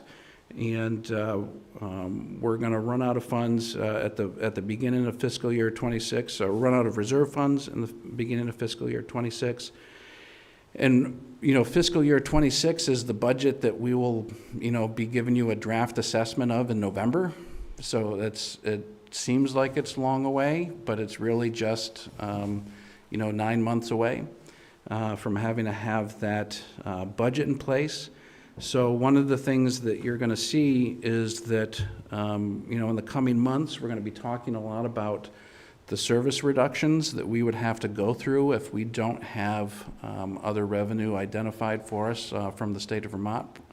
The urban transit providers, across the country are facing similar fiscal cliffs. And for many of our, brother and sister agencies, the only way that they're able to maintain service is by having different funding models for public transit than have previously existed. I can tell you that the legislature asked for a study on how to come up with non-federal match to help with this problem. They received that study in January, but my perception is that there's not a lot of interest in following those recommendations. And so I'm not imagining that we're going to have additional state support unless something changes there at the State House. And in the coming months, we certainly will be advocating for something to change, but it seems like a lot of folks have their hats out this year because the fiscal cliff is something I think most municipalities and organizations are confronted with. Could I pause you? Yes, and I have just two more Go quick for it, things, go for and it. then I was going to make this a conversation instead of me talking to you, if you wouldn't mind. Continue. Okay. So the last two things that I just wanted to bring up is that we're returning to fare service. And so one of the things that we have done is spent a lot of our reserves on operating fare-free service. And we were hoping that would continue, but we were unable to convince the state that was a good investment. And so our new fare resume date is April 1st. We had hoped to be able to do it by March 6th. But our apps are still not available for download through the Google Play Store and through the Apple Store, and we're just not comfortable proceeding with only giving our riders a week or two to be able to get their account set up and everything ready. And I'm happy to talk about fares afterwards, but that's a rabbit hole we could spend several hours on, which I think you would probably be bored to death about. But the reason why this is important for paratransit is that just as the fares are coming back on fixed route service, it comes back to the paratransit service. And so we are expecting that there will be a decline in paratransit use, and it will look more like some of the older patterns where people would, instead of taking a daily ride, would go 2 or 3 times a week instead of 5 times a day if people were using that, say, for grocery shopping and other items. So we think that will provide some relief to municipalities on their assessments. And lastly, for future considerations, At our last public meeting for the budget, Elaine brought up that, the current assessment methodology that we use really doesn't take into account the municipal financial demographics of the population. I think that there's a lot of things have changed in the world since we last set our assessment formula. I think Elaine mentioned in her read ahead that our assessment formula requires the approval of 3/4 of the municipalities, and so we tend to not change it very often, and once we get it, we stick with it for probably too long. And I do think that it's ripe for us to reconsider that, but the thing that will be a challenge is that whatever methodology we come up with, 3/4 of the municipalities would have to agree to it in order for us to use it. So that's me talking at you, and now I'm happy to have a conversation and answer any of your questions to the best of my ability. Thank you for the overview. What I wanted to ask about was, you alluded to service reductions without alternative state funding. Mm-hmm. Is that while fares are also returning, do you still anticipate service reductions? Yes, because the fares essentially aren't new revenue, they're just meaning that we'll be using less reserves. And so we expect to generate about $1.6 million a year in fare revenue, and our funding gap is going to be around $3 million a year, even with the fares included.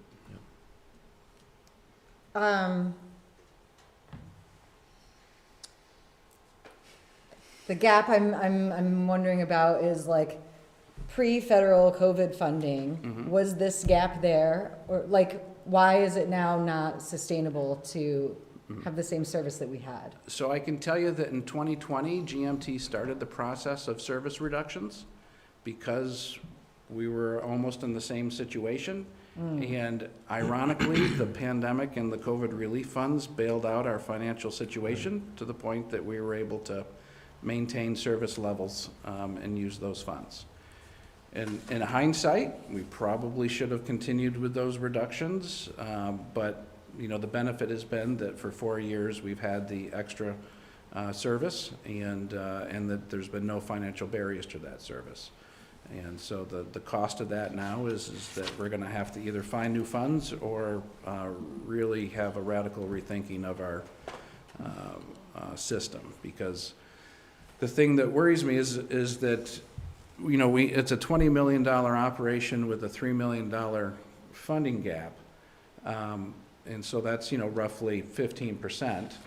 But with so much of our costs, fixed costs, and in order to cut service to get that $3 million, it would be significantly more than 15% of service. And we're probably talking the 25 to 30% of service. My hope is that when people who make decisions about money start to see the true impact that these reductions would have, that there maybe will be an appetite for additional funds provided.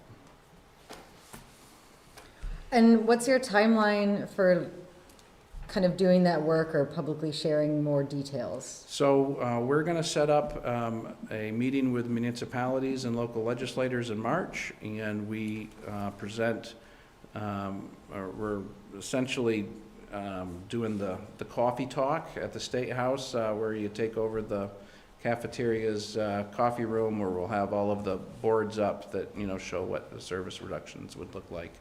The transportation bill that funds everything from public transit to road repairs will still be in play at that point in the beginning of April.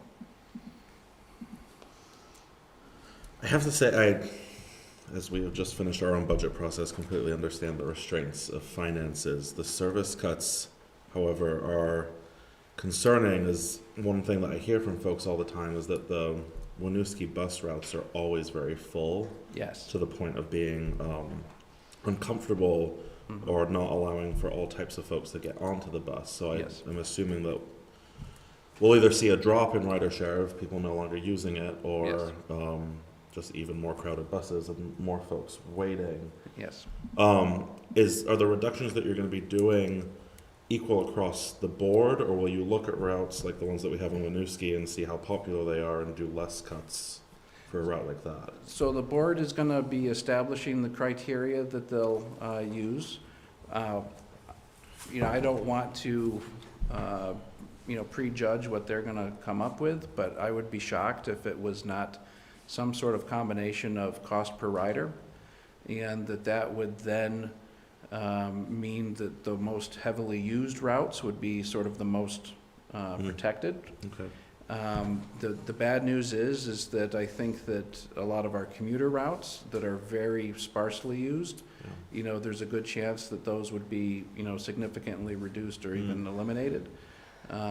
Because what we've seen since the pandemic is that there was a very large overall dip in usage in 2020, but that rebounded in our urban local routes, and it has not rebounded in our commuter and link routes. And so the commuter and link routes are still operating at about 50% of their pre-pandemic ridership.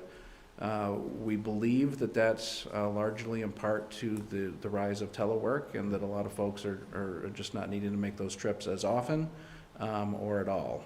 And so it definitely could, my guess is that what you would see is as much retention in the high use corridors as possible, and then the lower use areas, seeing the biggest impact. The other thing we hear, I think all of us hear a lot, is a bus that would take folks to Shaw's and Costco. Mm-hmm. I know that that's not something that I believe you're looking into. The question I get all the time is how much would that cost if the city were ever to be able to subsidize something like that? Yeah. Is that something we could get numbers on? I know you probably won't have them right now. I can tell you we certainly could provide numbers. To me, I think one of the biggest problems with our assessment methodology is that it really discourages route changes, because then that requires a new assessment methodology. And so I think that's why sometimes in the past, I know that Winooski has been interested in additional service, and we've had a hard time, kind of letting you know what that would look like, and that is because of that. I can tell you, my hope is, when I look at the GMT charter, we're celebrating our 50th year.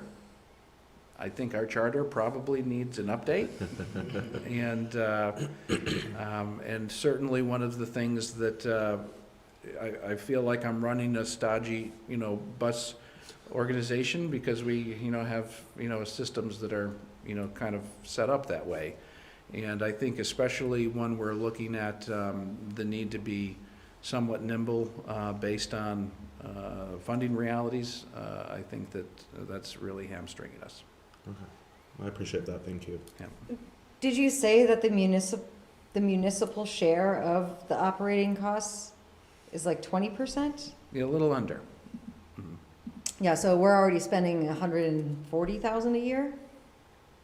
So 248 total, and 131,000 for the fixed route, and 116,000 for the paratransit.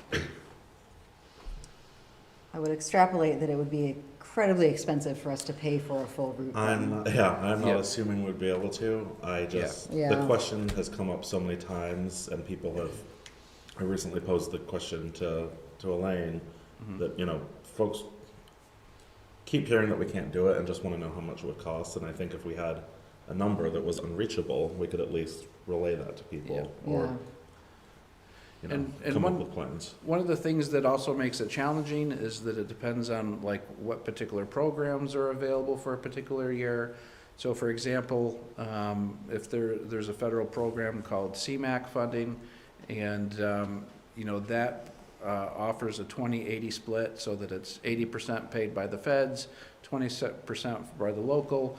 And so if there's a year where there's plenty of CMAQ funds, you may be able to get a new route paid for, under that. If they're out of CMAQ funds, which they presently are, then then it's, okay, you want new service, it's 100% you have to pay for, Right. which is obviously hugely different.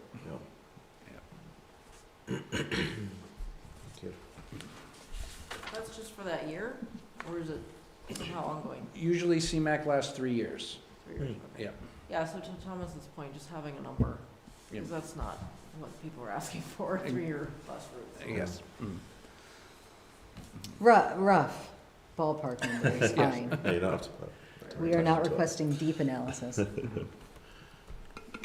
And so would that be a new route? Would that be a change to the 9 so that it would include, I've heard loop, like a loop Yeah. in Winooski that also extended to the grocery store area. Okay. Or change to the 9 probably? Yeah. Yeah. Okay, that would probably make sense. Is there any way to get data on like how Winooski residents are using paratransit? Like, would there be some kind of reasonable trade-off for how many of our residents are going to the store or Costco and coming back per week, right? That's kind of. I think that we would be able to get like numbers on like the usage by municipality, because that's how we, know how to assess. I don't know if we have data on, what the trip is for. Right. Okay. Yeah. Because one of the things with the ADA program, like when SSTA does Medicaid transportation for non-emergency medical transportation, that if Medicaid is paying for it, they're going to and from a doctor's appointment. But since this is sort of a replacement for fixed route service, which people could use for anything, then people are able to use the paratransit, for anything. And I'm just not sure if we track that, but let me find out if SSTA does track by usage. And SSTA performs the service for us under contract. Bringing a 40-foot bus into somebody's driveway would probably be kind of awkward.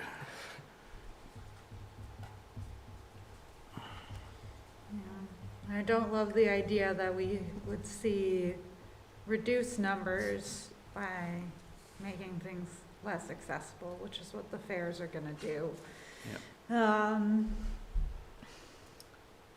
What would need to happen for the fair? I'm sure you get this question a lot. What would need to happen for the fairs to not come back? I could tell you at this point, the bus has already left the station. Yeah. And we've invested, over $1 million in fair technology to get our $1.6 million a year, which, I found sort of frustrating, but hey, that's the way it panned out.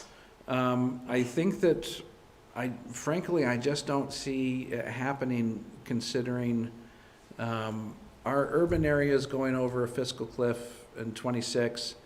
The rural transit providers, their fiscal cliffs look mostly to hit in '27. And I think that you're going to see them, some of those organizations by necessity, returning to fair service as well. And so it feels to me like the current trend is moving towards return to fairs. One of the things that worries me immensely about our service, I think that the largest barrier to getting new riders is perceptions about our service and safety on our service. And one of the things that I'm surprised about is that we get more feedback from our riders asking for us to return to fairs than we do for people asking us to extend fare-free service.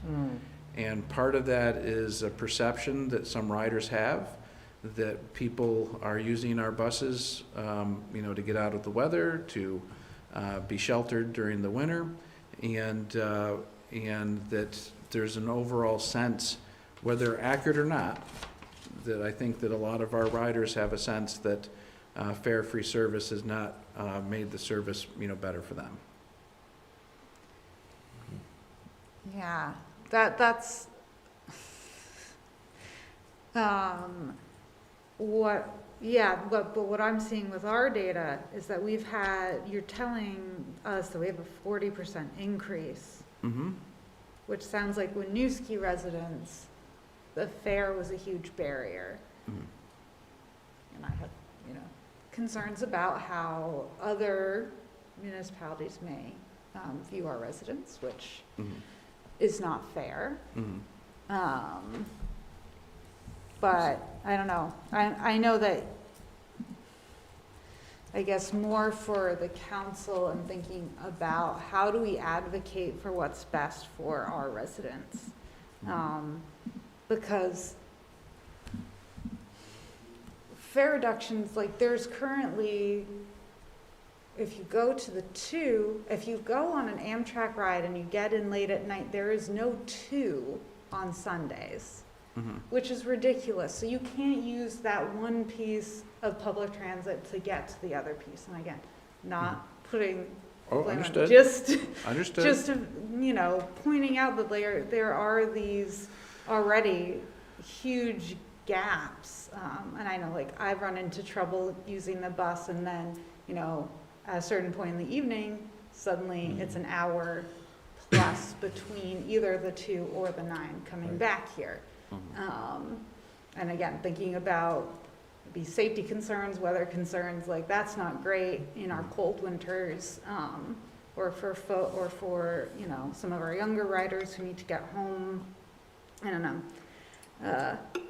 Just want to share some of that feedback, both with you and with my fellow counselors. Of, I don't know. This is it's just so important, and it's one of those other things that I know is we're scrambling for money to make it feasible for our everyday residents who need it the most.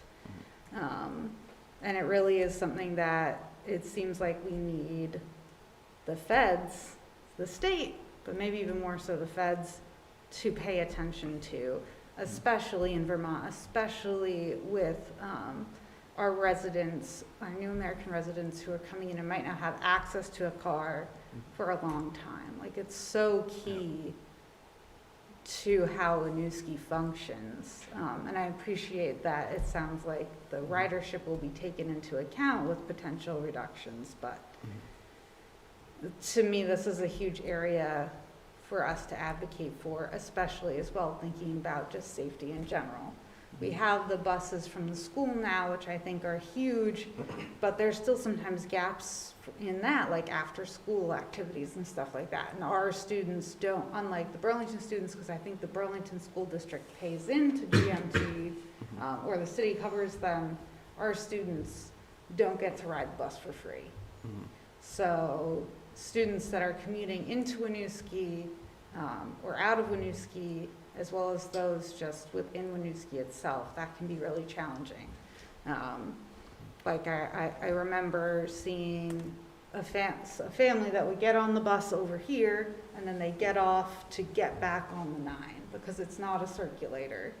So they have to they had to do the whole transfer process from one 9 to another just to get back to school.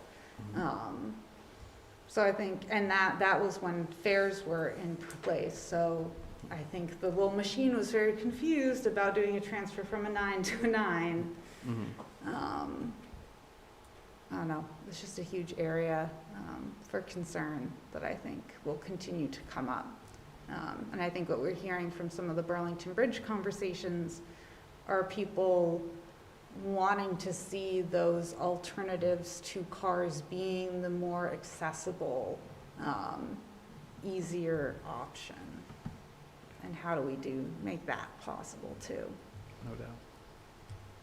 Bryn, I see your hand's been up. Thanks. Building on Aurora's question, I don't know what the terms are, the time periods for the Winooski members are on the GMT board. I don't know if those are slated in June like our others. I'm wondering if next month it may be appropriate for council to consider placing a council member on the GMT board. And if that's something we want to raise as an item for discussion next month. We will be looking at our regular appointments post town meeting day. I do not know the schedule on the GMT board, but I'll look at that with Elaine.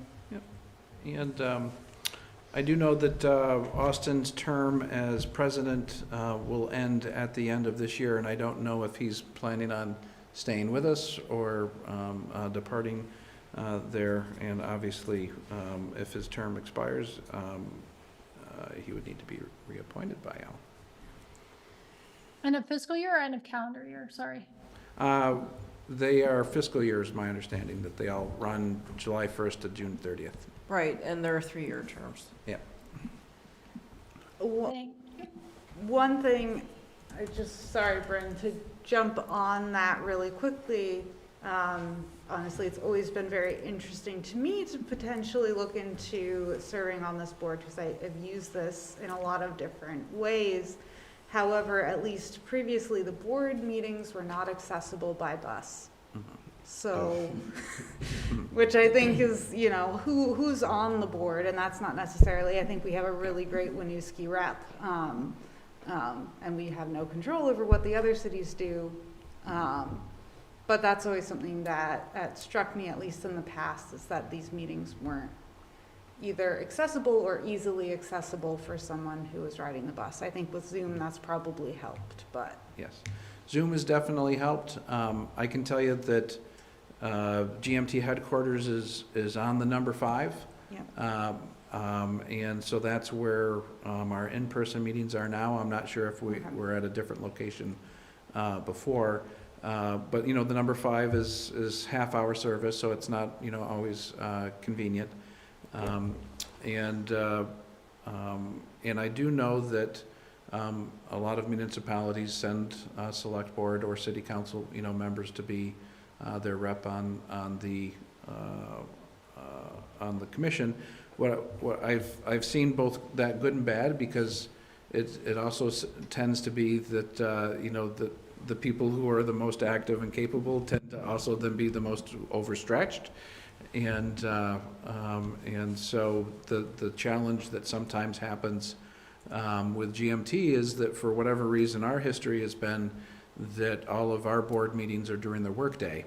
And so that's also a barrier that, you know, I think our current board appreciates that, you know, because they're not here at night like you all are. And but I can see where certainly if somebody had a normal 9-to-5 job, that would be, you know, a barrier.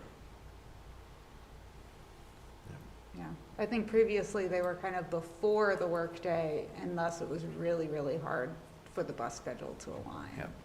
Yeah. So we had a board meeting this morning that started at 7:30 a.m., which, like, why we would pick to have board meetings start at 7:30 a.m., I don't understand. But, yeah, I think it's cruel. That's all right. And you know, one of the things that I would love to see is that when you have a board that's made up of folks who are selected by municipalities without coordination, I'm sure you won't be shocked to know that we have an entirely white board, you know, who is running an organization that, you know, serves a diverse population. So. Bryn, did you have? I have a separate question. Go for it. The Winooski Alliance for Active Transportation had a question in their walk bike master plan recommendations relating to bus stop access and amenities. And the CCRPC mentioned that we should talk to GMP about that. So I heard that. Yes. happy to ask GMT about that. Yeah. So what I can tell you is that we have about 800 stops in the urban system. Some of them are maintained by us. Some of them are maintained by municipalities. Some are maintained by private organizations like the universities. And so it's really a stop-by-stop specific situation. And so if you have a place where you think that there should be a stop, then you would let us know. We'll do an assessment on, you know, the pickups that are there. One of the things that I'm really happy about our new fare system is that we'll have much more granular data than we had in the past. So that we'll have a better idea of, not only just how many people get on a specific stop, but we'll know how many of the people getting off on this, are getting onto the stop, are using a discounted pass because, they're older, disabled, or whatever. And so I think that that's going to be, super helpful for us. So, so yes, we are involved with the placement of all of them, and whether we maintain them, build them, all of that just depends on each situation. Great, thank you. Thank you. Are there potentials for scholarships for folks to get bus passes? I heard the reduced fares for some. Yep. Is that something that's been looked into? So, as far as by scholarships, do you mean like having some people be able to have free passes? Or? Yeah, like Yep. there's a process to apply for Yeah. a free pass. And so we don't provide free passes, but there are people who ride for free because another organization is paying for it. Mm-hmm. And Yep. so, for example, we have an unlimited access agreement with the University of Vermont. Yes. So that anyone shows their, UVM card, they're able to ride for free.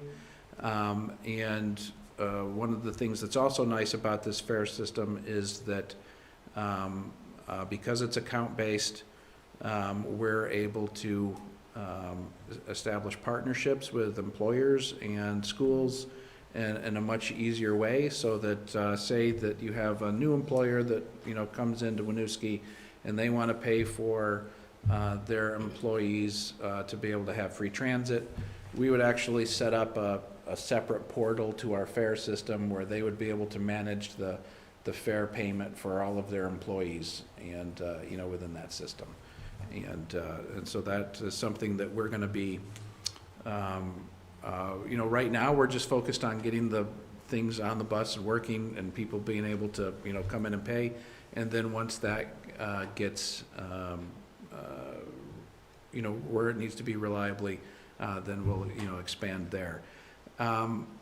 I can tell you that one of the things that the board just authorized for me to do is to start the work on creating a GMT affiliated nonprofit. And so in our 50-year history, we've relied solely on, municipalities for that local match. And I think that we're going to need to be more entrepreneurial because coming to you all and asking for more money every year is going to probably be harder and harder. And so one of the things that was discussed about the nonprofit is that would even be able to have if people want to contribute to a free fare fund or something along those lines, that we would be able to set that up, which, we haven't even started the paperwork to create the nonprofit yet. So probably we won't be there when I come back next year, but it is something that we are thinking about. Is there anyone attending, wants to make public comment or questions in the room or in Zoom? Please join us.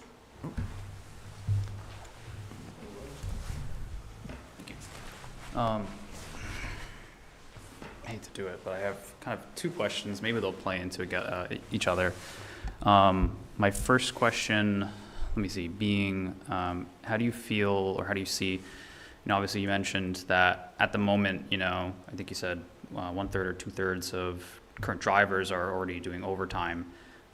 With switching to a fare service, do you see that getting better? Do you see GMT being able to bring on more drivers?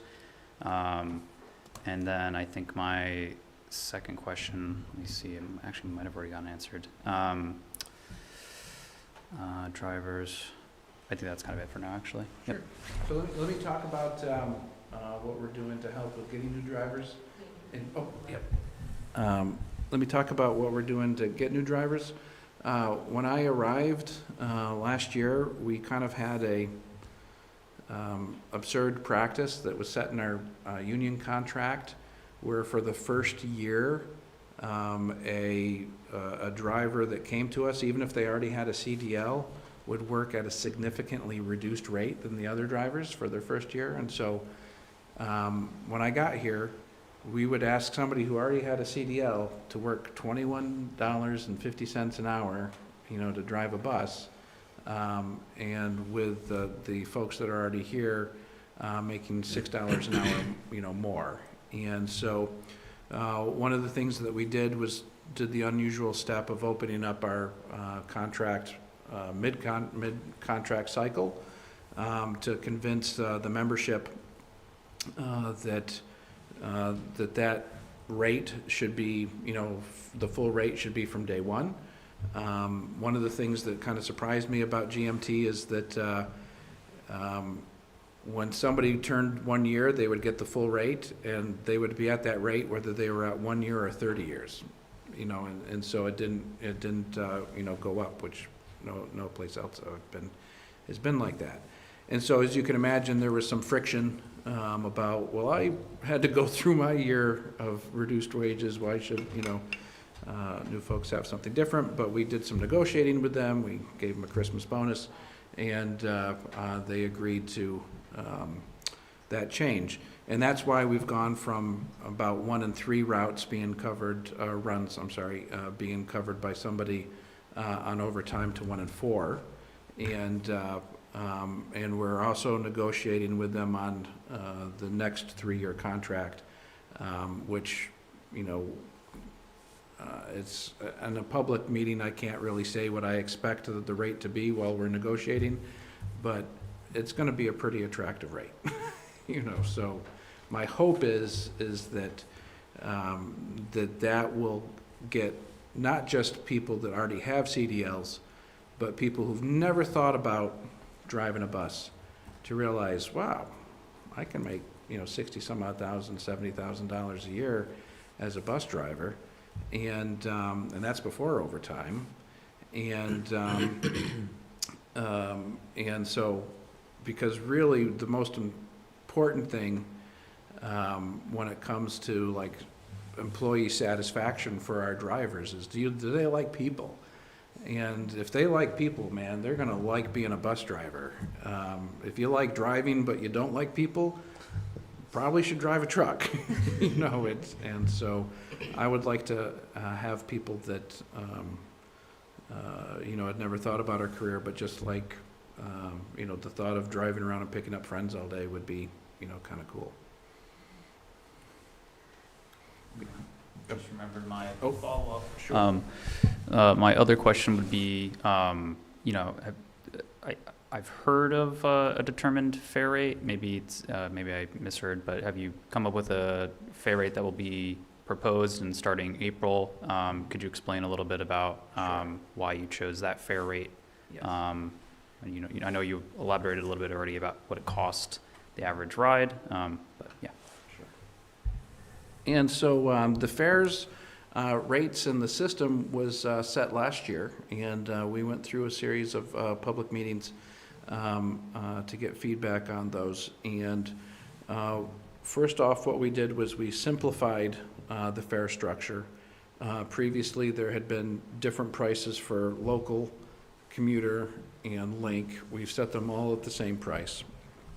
And what I think is more important is that in the past, if you wanted the best pricing option, you had to pay money up front for a monthly pass. Now, asking somebody who's struggling to make ends meet to fork over $40 or $50, which is what the cost of that pass had been up front, that's just not realistic. And so, not surprisingly, only about 17% of our rides came from somebody who was using a monthly pass, which is, the best pricing. Under the new system, we are not selling monthly passes. We're doing it the opposite way, which is that we have established a fare cap. So once you spend a certain amount of money on a day or a certain amount of money in a month, then the rest of your rides are free. And so the standard fare price for a full price rider will be $2 for the ride. The discounted price for anyone who is under 18, 60 or over, or has a self-identified disability, they just have to tell us they have a disability, is $1. The daily cap is the cost of 2 rides.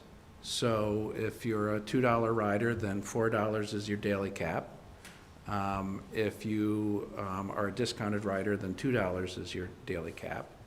And the cost or the cap for the month is $50 for a full price rider and $25 for a discount rider.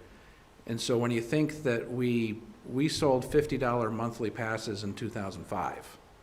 And so, and the other thing that's nice is that now you can use that pass to go anywhere we go, so that the link routes, the commuter routes, you know, there, so it's, from an inflationary perspective, it's a great bargain, but we still know it's not zero. And one of the reasons why we're comfortable with going from $1.50, which used to be the price for the urban fare, to the $2, is like, wow, that's a 33% increase. But we fully expect that a lot more of our riders will be getting that best pricing benefit from hitting the cap. So for the overall financial equity, should be much, much better. Thank you. Thank you.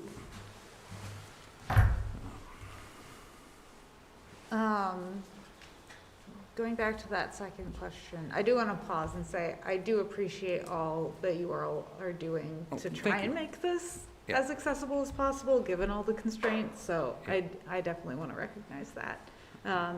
I did want to follow up on one of Nick's questions, and I know this has come up in like our meetings before, but the way that Winooski was able to train our school bus drivers, that program of being able to get interpreters to help our new American residents who are really interested in driving a bus access the getting the license. Yes.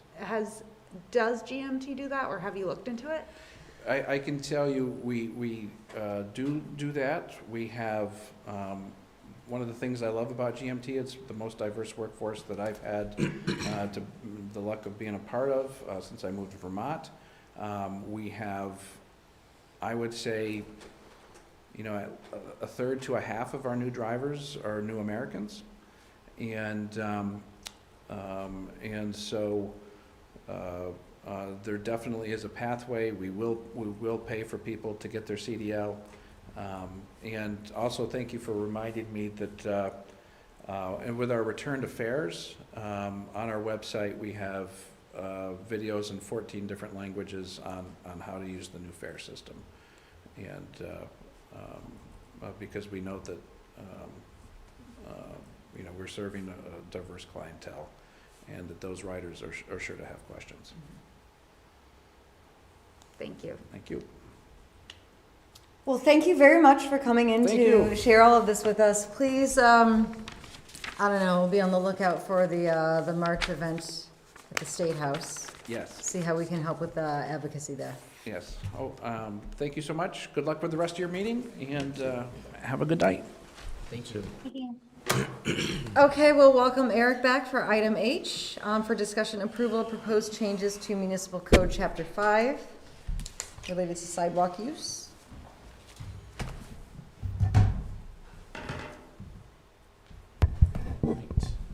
Thank you very much.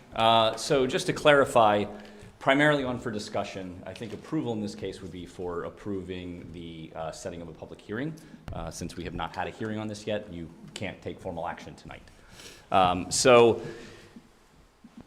this is a discussion on potential changes, draft changes to Chapter 5 of the Winooski Municipal Code. This is a document that we've been working on for several years, most recently reviewed by you all back, I believe it was almost a year ago, back in January of 2023. At that time, there was specific language included that limited the amount of sidewalk space that could be used by businesses, creating a 2-foot buffer off of the curb line, and some other specific changes. Since then, we've been reevaluating the language that's included in the draft, and really wanted to bring this back to you all taking some of that previous language out and having this be more of a clarification of what's currently in this chapter, and also providing some additional detail on the permitting process and the space that's available, rather than limiting what could be used. So a lot of that previous language related to the area has been removed, and now it's really more just for clarification and cleanup. So what I'd like to do tonight is just kind of walk through some of those specific changes, and then take any questions you may have, and then talk about next steps. So any questions before we start on that? Great. So looking at the document itself, as I mentioned, a lot of this is really just cleanup and clarification. So some of it relates to adding new definitions. Specifically, for example, on page 2, there's a definition of live public music or performance. This was previously language that was included under section 5.05 on page 7 of the document. It didn't really seem like it fit in that section specifically, so it's been pulled out and is now a definition. So we're also introducing this concept of the permitting authority, which by definition would be City Council. However, it could be another entity that's designated by City Council. So for example, we do the event review committee for certain events are reviewed by that entity. So they, for the purposes of some of this language, would be the permitting authority. But by and large, as it's defined and as it's referenced in the document, City Council is the permitting authority. And please, at any time, feel free to stop me for clarification. Some of the other definitions, sidewalk space, storefront, were previously included, so nothing has changed there. There is a new definition for temporary, because we recognize that some businesses may only need temporary space for a sidewalk sale, for example. Golden Hour, I believe, does just seasonal events, so they wouldn't need full-time occupancy of the sidewalk space. So we are accommodating for those temporary uses as well. Some of the other changes that you'll notice are related to the update for the alcohol licensing, with the change to the State Department of Liquor and Lottery from whatever they were, the Department of Liquor Control. So those are some of the amendments that we're including as well.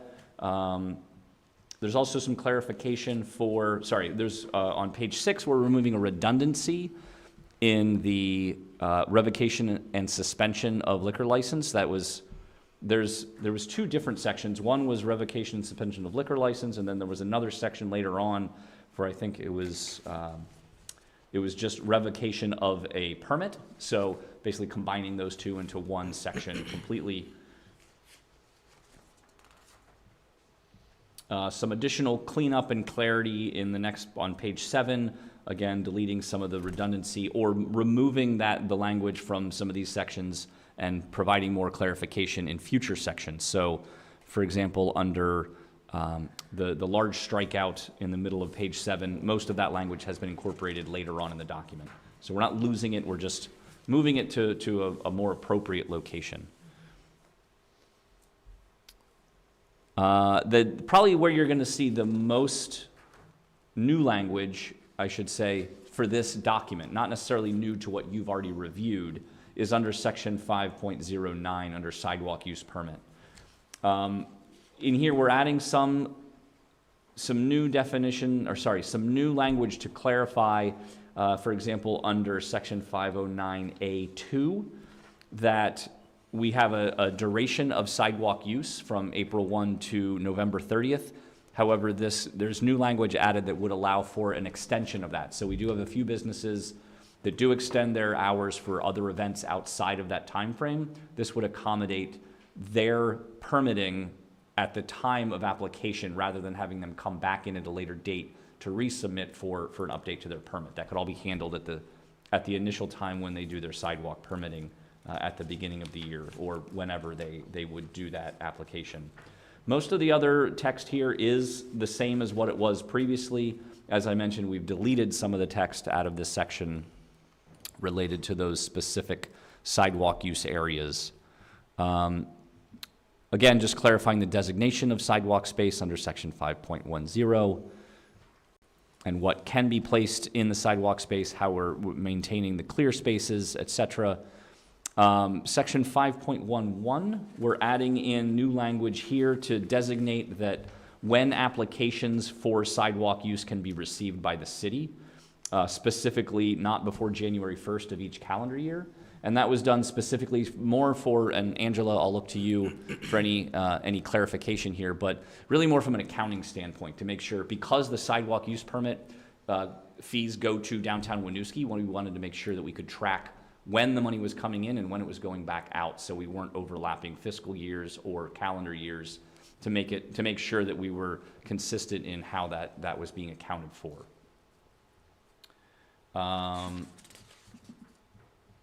Let's see, not really anything new in the rest of that section. Again, language that has been seen previously.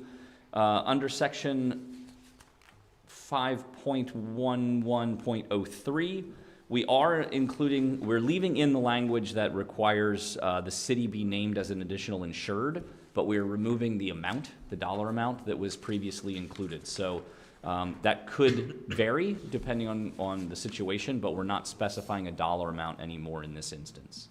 And then new language for temporary sidewalk use, what that looks like under 512, and combining the denial, revocation, suspension of a license or permit under section 5.13.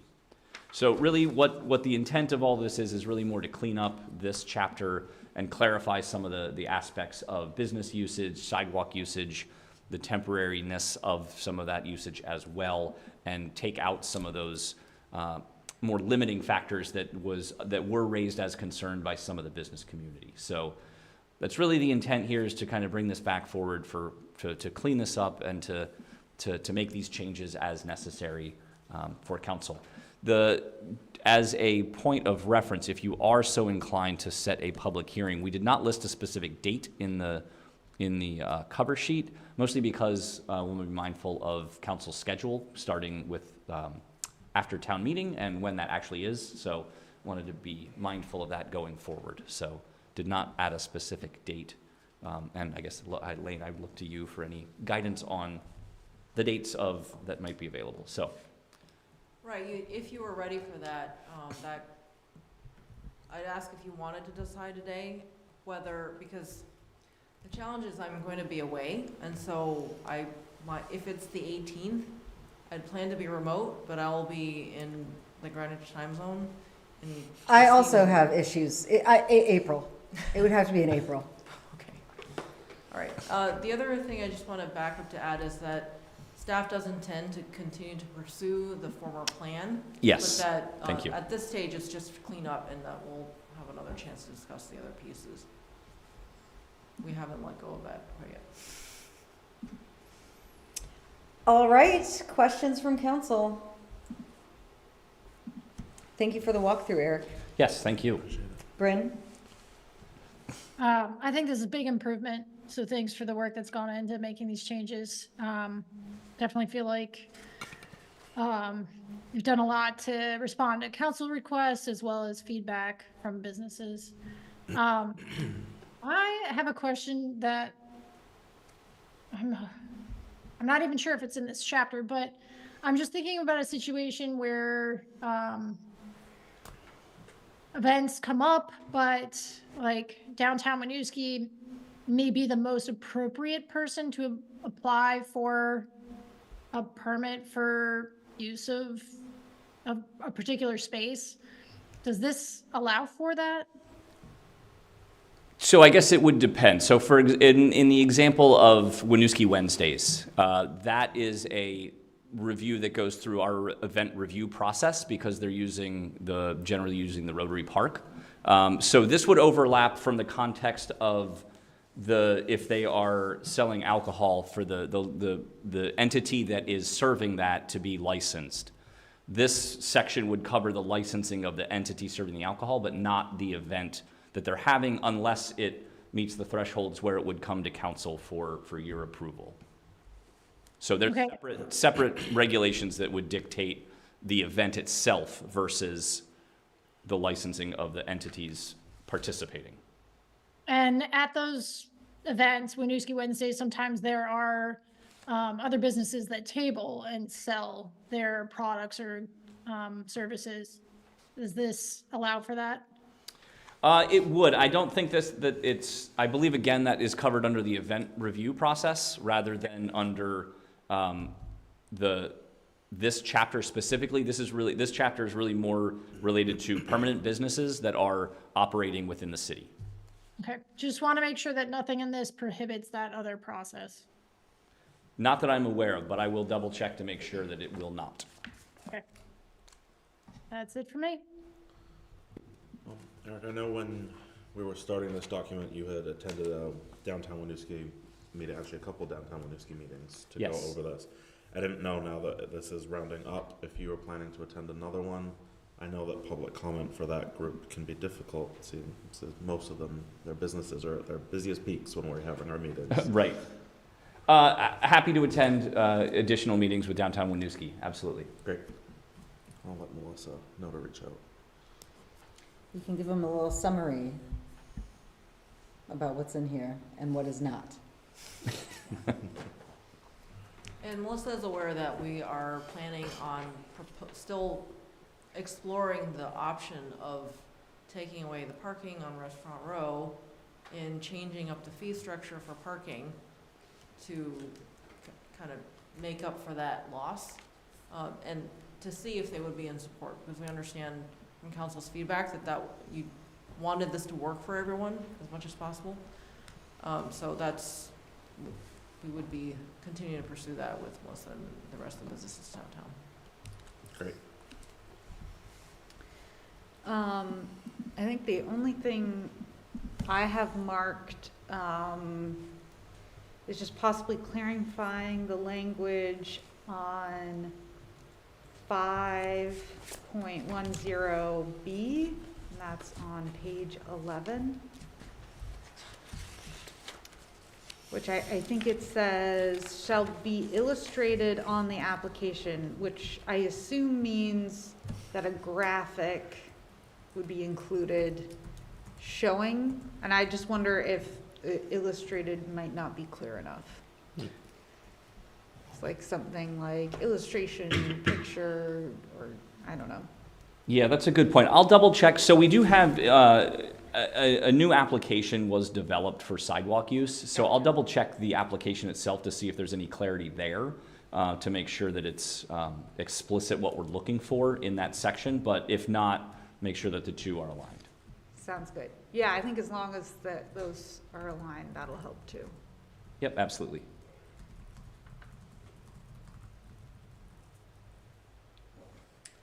Any questions, comments from members of the public?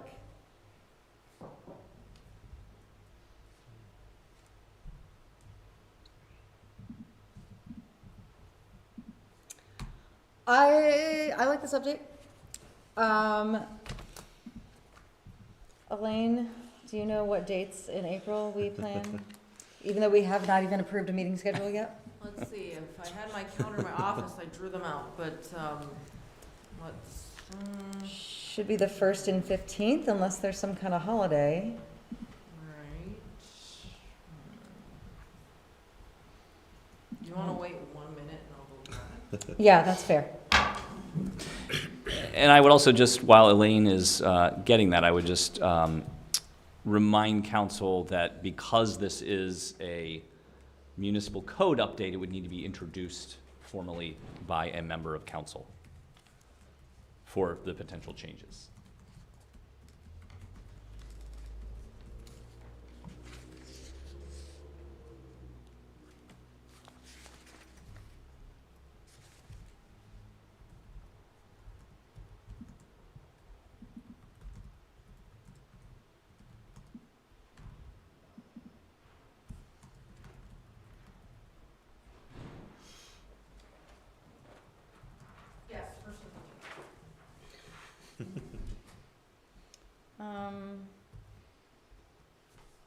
I would lean towards the 1st, as I'll be out of town on the 15th.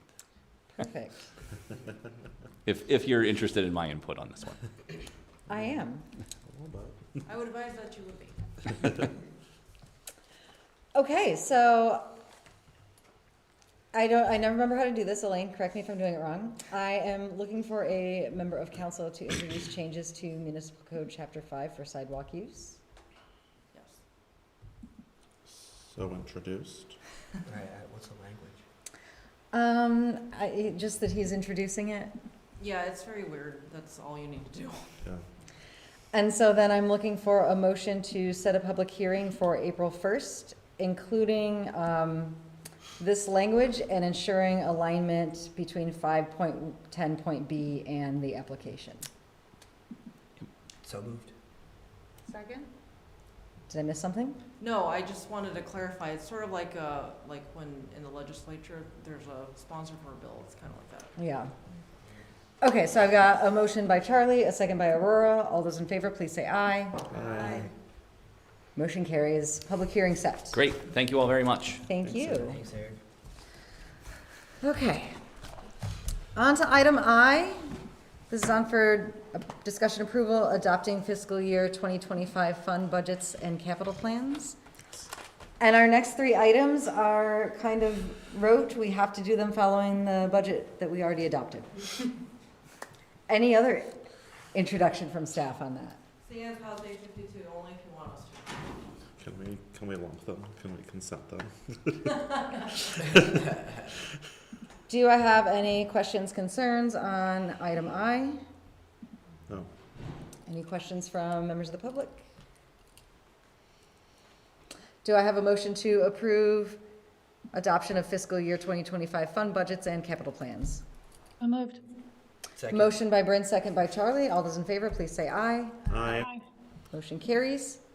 Item J, resolution for fiscal year 25 wastewater rate. Any questions? Members of any public comment?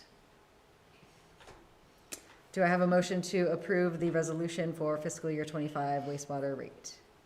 So moved. Second. Motion by Thomas, second by Charlie. All those in favor, please say aye. Aye.